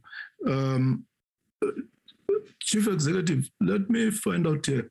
We have got a challenge with DFIs that this committee plays an oversight role on. In regard to non-performing loans, to an extent that some of the DFIs end up writing off the debts, sometimes with explanations. In your loan book, do we have experience of DBSA writing off debts? I don't want to mention, I suppose we're not dealing with them here. We are with DBSA, but there's a serious challenge that sometimes you find a loan, a debt which is not properly serviced, written off, and we sometimes raise issues because money that is in DBSA's custody belongs to the people of South Africa. So we can't just write off debts like that. And I'm not saying you're doing that. I just want to find out if you write off debts, what criteria do you use or explanation that you can give to the people of South Africa and this committee in particular that we had to write off this debt because of this reason? And then the other question that I want to ask, are you involved in research and development? If so, do you publish your research products? Are they online, or you do publish them out there in the form of journals, books, magazines, or whatever? Thanks, Chief Executive and the Chairperson. Over Thank to you. because I don't Thank you. Can I respond, Chair? Yes. Thank you. Thank you very much. We on the NPLs, non-performing loans are a very common occurrence in any funding institution, Chair. And they happen for varying reasons. But again, at the same time, we have the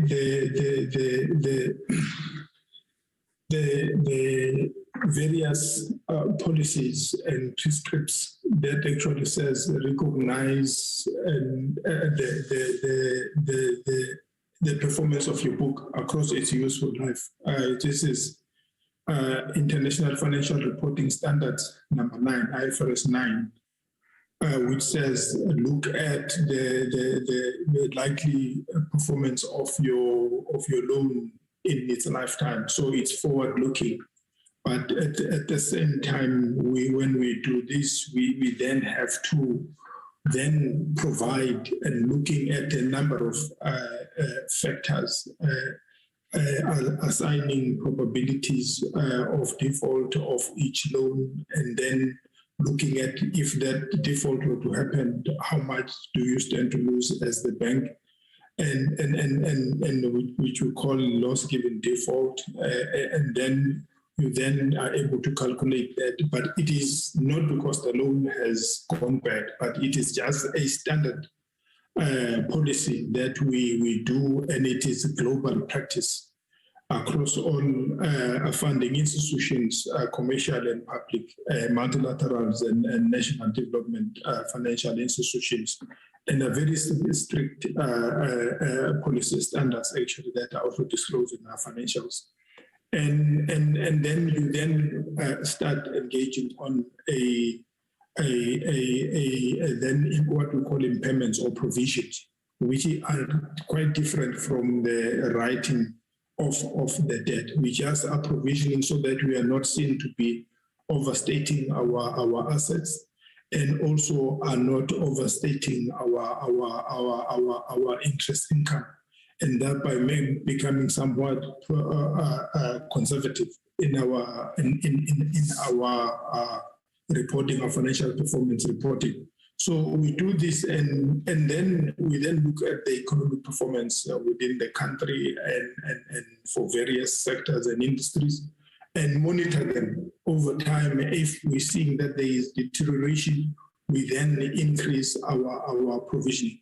But I wanted actually to ask Michael Hillary, who's also here, to take you more specifically in this regard. I mean, this happens for both private sponsored deals in South Africa. It happens also for government sponsored deals across the continent, and we provide for this. And some of the, even in South Africa, some of the corporations that are set by provinces that are also in default, we also do look at their probability to repay, and then we then provide accordingly.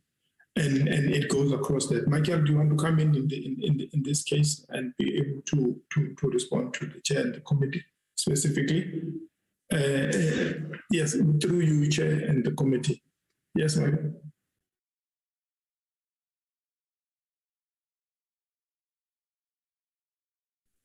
Honourable Chair, if I may. Yeah, over to you. Yes, so as I see indicated, there are two distinct processes. One talks to the accounting process, which is the to fairly value the loans on our financial statements and to reflect that appropriately. That is looked at in terms of what the fair value is of those loans. And typically what we will look to do there is to look what can we expect to recover. That talks to the accounting level. What that does not do, that does not talk to the engagement with the customer and how we actually collect or not. So that's about the fair provision of the reports and the financial statements that we have as an organisation. As a DFI, we are in the business of lending, and that has risk. So the big thing that we do look at a bank is the portfolio of investments and loans that we have in our book. And in that respect, over a long period of time, the DBSA has produced very good results, and those results incorporate the accounting provisions that we make on our book. By way of example, the retained earnings of the institution, if we look at the previous last financial year, we're sitting at 24 billion rand. So over the period that the DBSA has been in establishment, it has built collective reserves of 28 billion rand. In terms of that process, the other thing that the bank looks at very, very carefully is the amount of monies that we get from the lenders who lend to ourselves. And in that respect, if we look at 2021, by way of example, that year we raised close to 24 billion rand from the markets. So it's very, very critical that the bank, in making the advances and collecting, does a good job, because we are dependent in turn on the markets for significant amounts of monies. So that talks to the accounting side.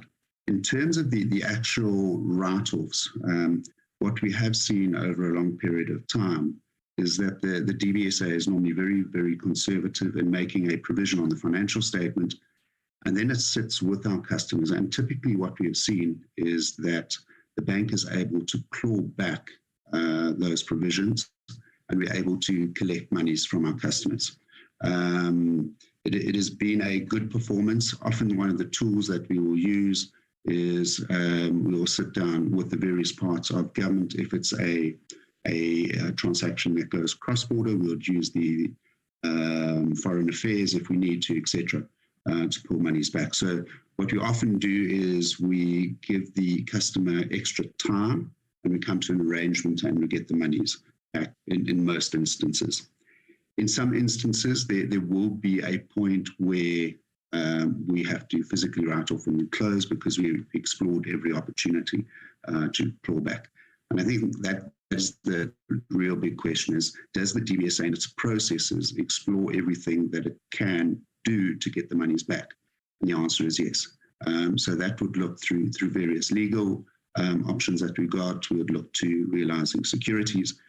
But the ones where we have written off, what we have typically seen is that the shareholders themselves have lost a lot of money in that process. And I guess the real question is, do we take it seriously to get all those monies back? And the answer is absolutely. But at some point, there will be some deals where we've got to close it. It does not become economic to pursue. The businesses are smaller, or the entity has closed down through courts of law, etc. I hope that helps. Thank you, Michael.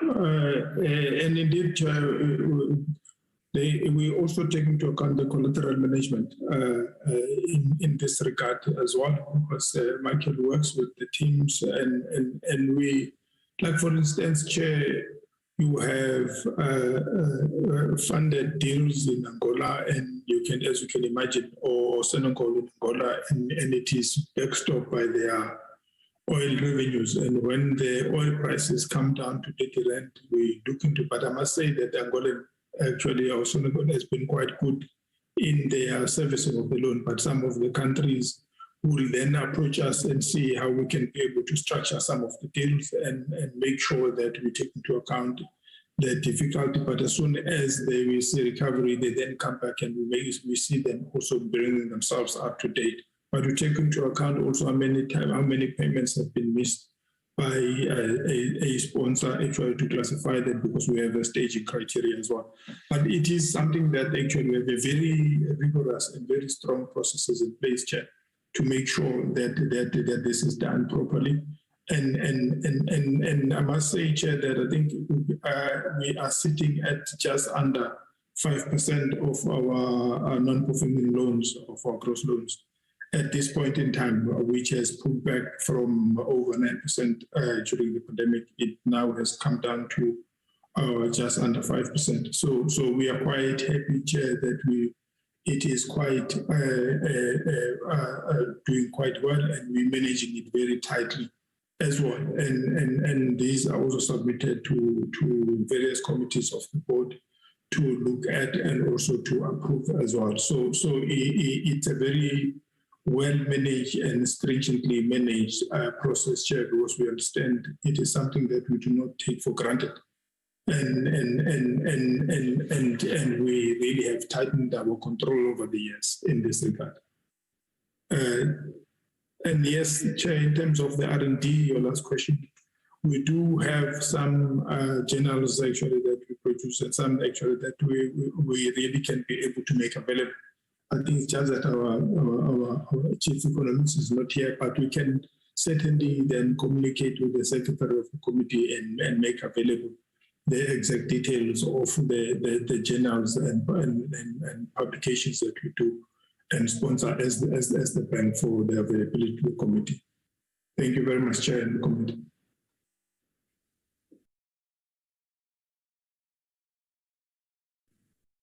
Okay. Earlier on, I saw Professor Swilling raising his hand, the board chairperson. Yes, Chair, very briefly, I just want to respond to that question that was raised about R&D, which is an extremely important question. Hello. Hello.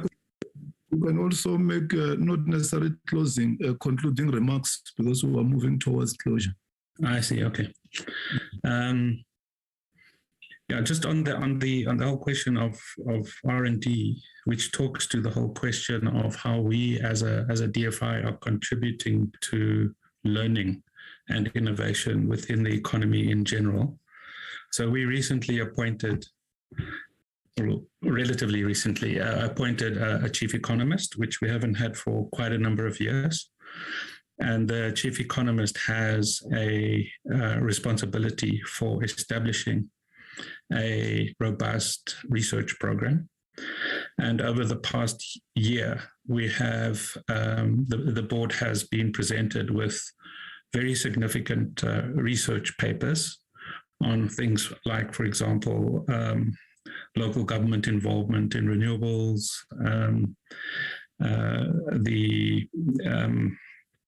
the state of the water sector and the funding of backlogs and so on and so forth. So gradually those are going to be coming out into the public domain, and we are also having a discussion about the possibility of setting up a journal where we would also be reflecting not just ours but other contributions to what infrastructure development and development more broadly means.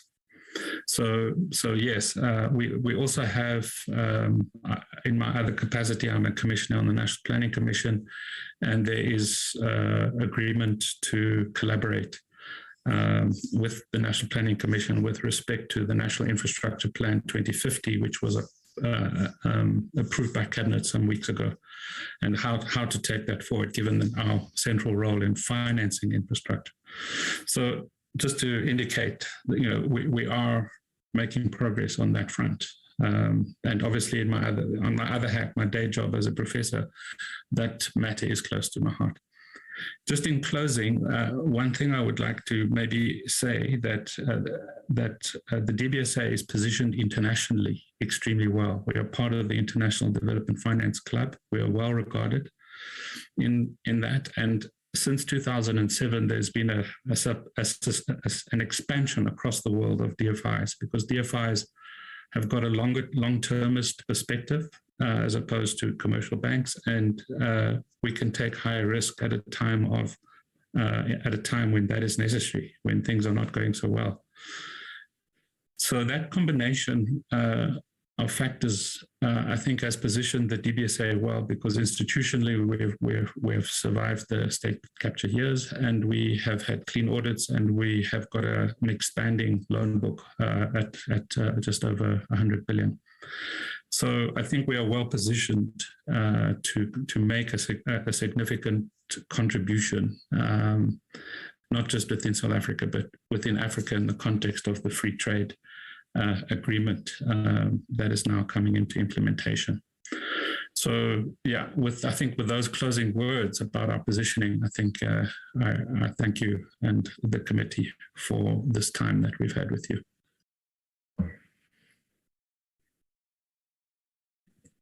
Okay, thanks, Prof. The chairperson of the board of directors, the chief executive, the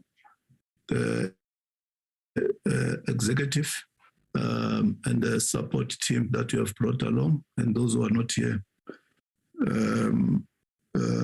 Can you, chief executive, please just write up to us on the youth and women-driven projects that DBSA has invested on. To what extent are those projects creating jobs? How much have you invested? Because we engage with women and youth a lot, and we are quite worried that these are the two sectors that are the hardest hit by the socio-economic conditions in the country. So if you can put up something together, whether in a form of executive summary or so, that these are the projects that the DBSA is involved in regard to youth and women. The municipalities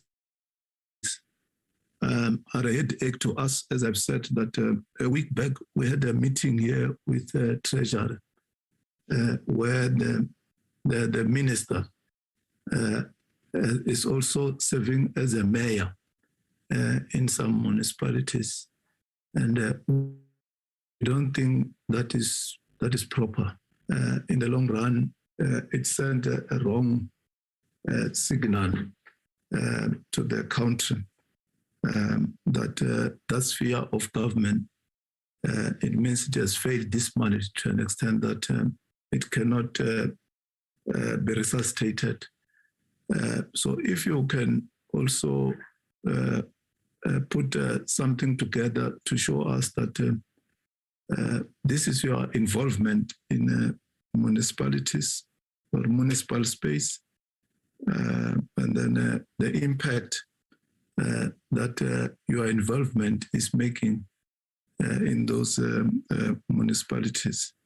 It will help us a lot in our next engagement with Treasury, because we don't believe that Treasury is in the best space to run municipalities. The Department of COGTA, I think, is better positioned. But when courts start to make judgments that the Minister of Finance should start running those municipalities, it's not proper. And there should be something, a supporting program to say that this is what we are doing.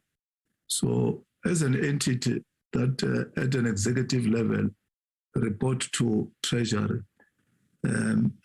Just put something together to say this is what we're doing, and maybe we can use that as case studies for other municipalities that are facing challenges. Because I see here you are also involved in the DDM, which is a new concept which is championed by the president. So yeah, that's our request. In conclusion, let me thank honorable members who have attended this meeting.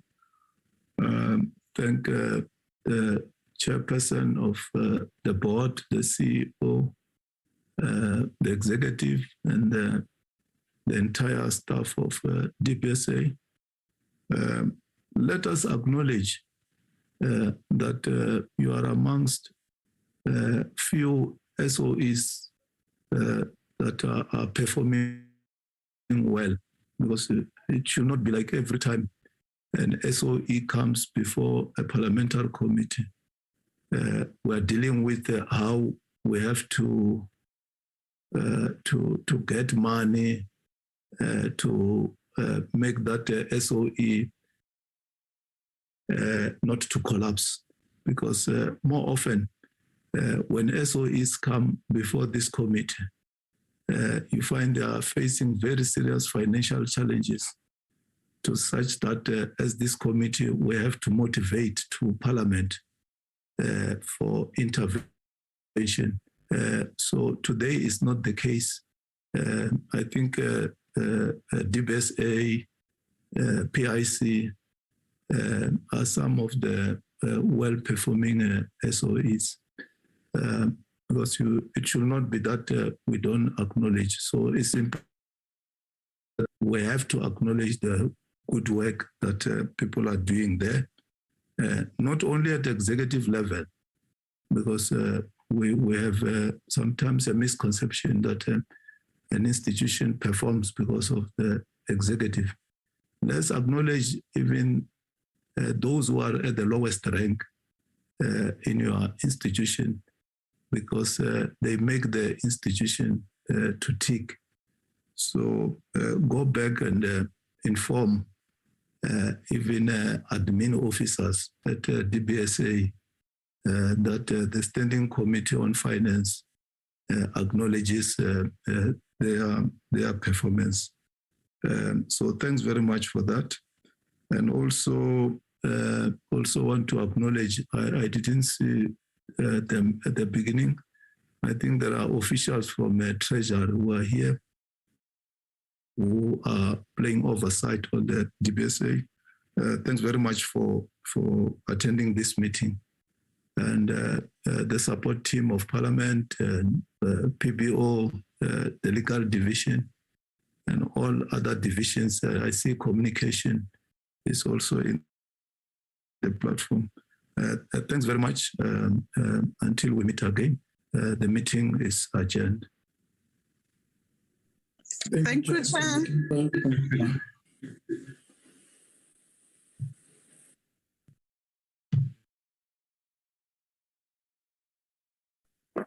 Chair, are you there? Molo Noxe. Jojo, how are you? Oh, into right, Mujan. Recording stopped. So I think the strategy will want to speak to us on Friday regarding the message I sent you yesterday. Is Dr. I think I'm a comrade, if I call not, they must not leave. Is Dr. Shlope still here? On about what, Noxe? The issue of the what do you call it, the financial sector bills. Okay, what time? Because it's busy regional conferences. Yes, they were saying, Chair, number one, it's gonna be a second reading of the two bills, ne? on financial sector. But the other one is a Section 77, but the second one is a Section 75. But since I talked to you yesterday, I told them we don't have a problem if the bills are presented together. Is that correct, Chair? Yeah, but are we not debating tomorrow? When are we tabling the report? No, it's only next week, around the 8th, I think. I think we should also talk to comrades as to who should debate, because I think we only need one more person, because this time we have only 22 minutes. So it will be your minutes plus the other comrades. You take 14, they take 8. Ne? That's why I wanted... Tomorrow. I think I misunderstood the message from Kunjula and Natasha. Or it's next week? No, it's next week. It's next week. As a result, the reason why I am calling you this way now is because I have these missed calls from Kunjula. So I want us to be prepared as to who will debate in the discussions next week. Gigi, do you want me to put your name forward, please, if you don't mind? Yeah, no problem. Okay. Let's cut this thing up because they are done with conferences. Mina no more long. Hey. How did it go, kids? Did it go in your favor or in somebody else? But no, don't worry, don't answer. It's the ANC that always. We're going to a conference. No matter hey, who's going to you have to do parliamentary work as well. We don't play with you guys. It's just that we still have resources in terms of money, no Zanel. Otherwise, we will use you too. There are 2 conferences over the weekend. It's Joburg and Tshwane. I'm here in Gauteng as we speak. No, I see you guys in Joburg. Which conference was it where they were carrying AK-47s? And these guys, they are carrying AK-47s and they have tags for the conference. They have tags for the conference. So now we've come to openly. Hey, Jojo. I need to hear we deal with metros. I will say another Inokum Kichima municipality. Yeah, we don't talk 50 billion. Yeah, they talk billions. Power is highly contested, Lap. I am telling you. Okay, so Gigi will speak on behalf of the ANC. So Gigi, you'll also be invited. I will invite you to the strategy when they invite us, ne? So that you can hear the advice from comrades in the strategy.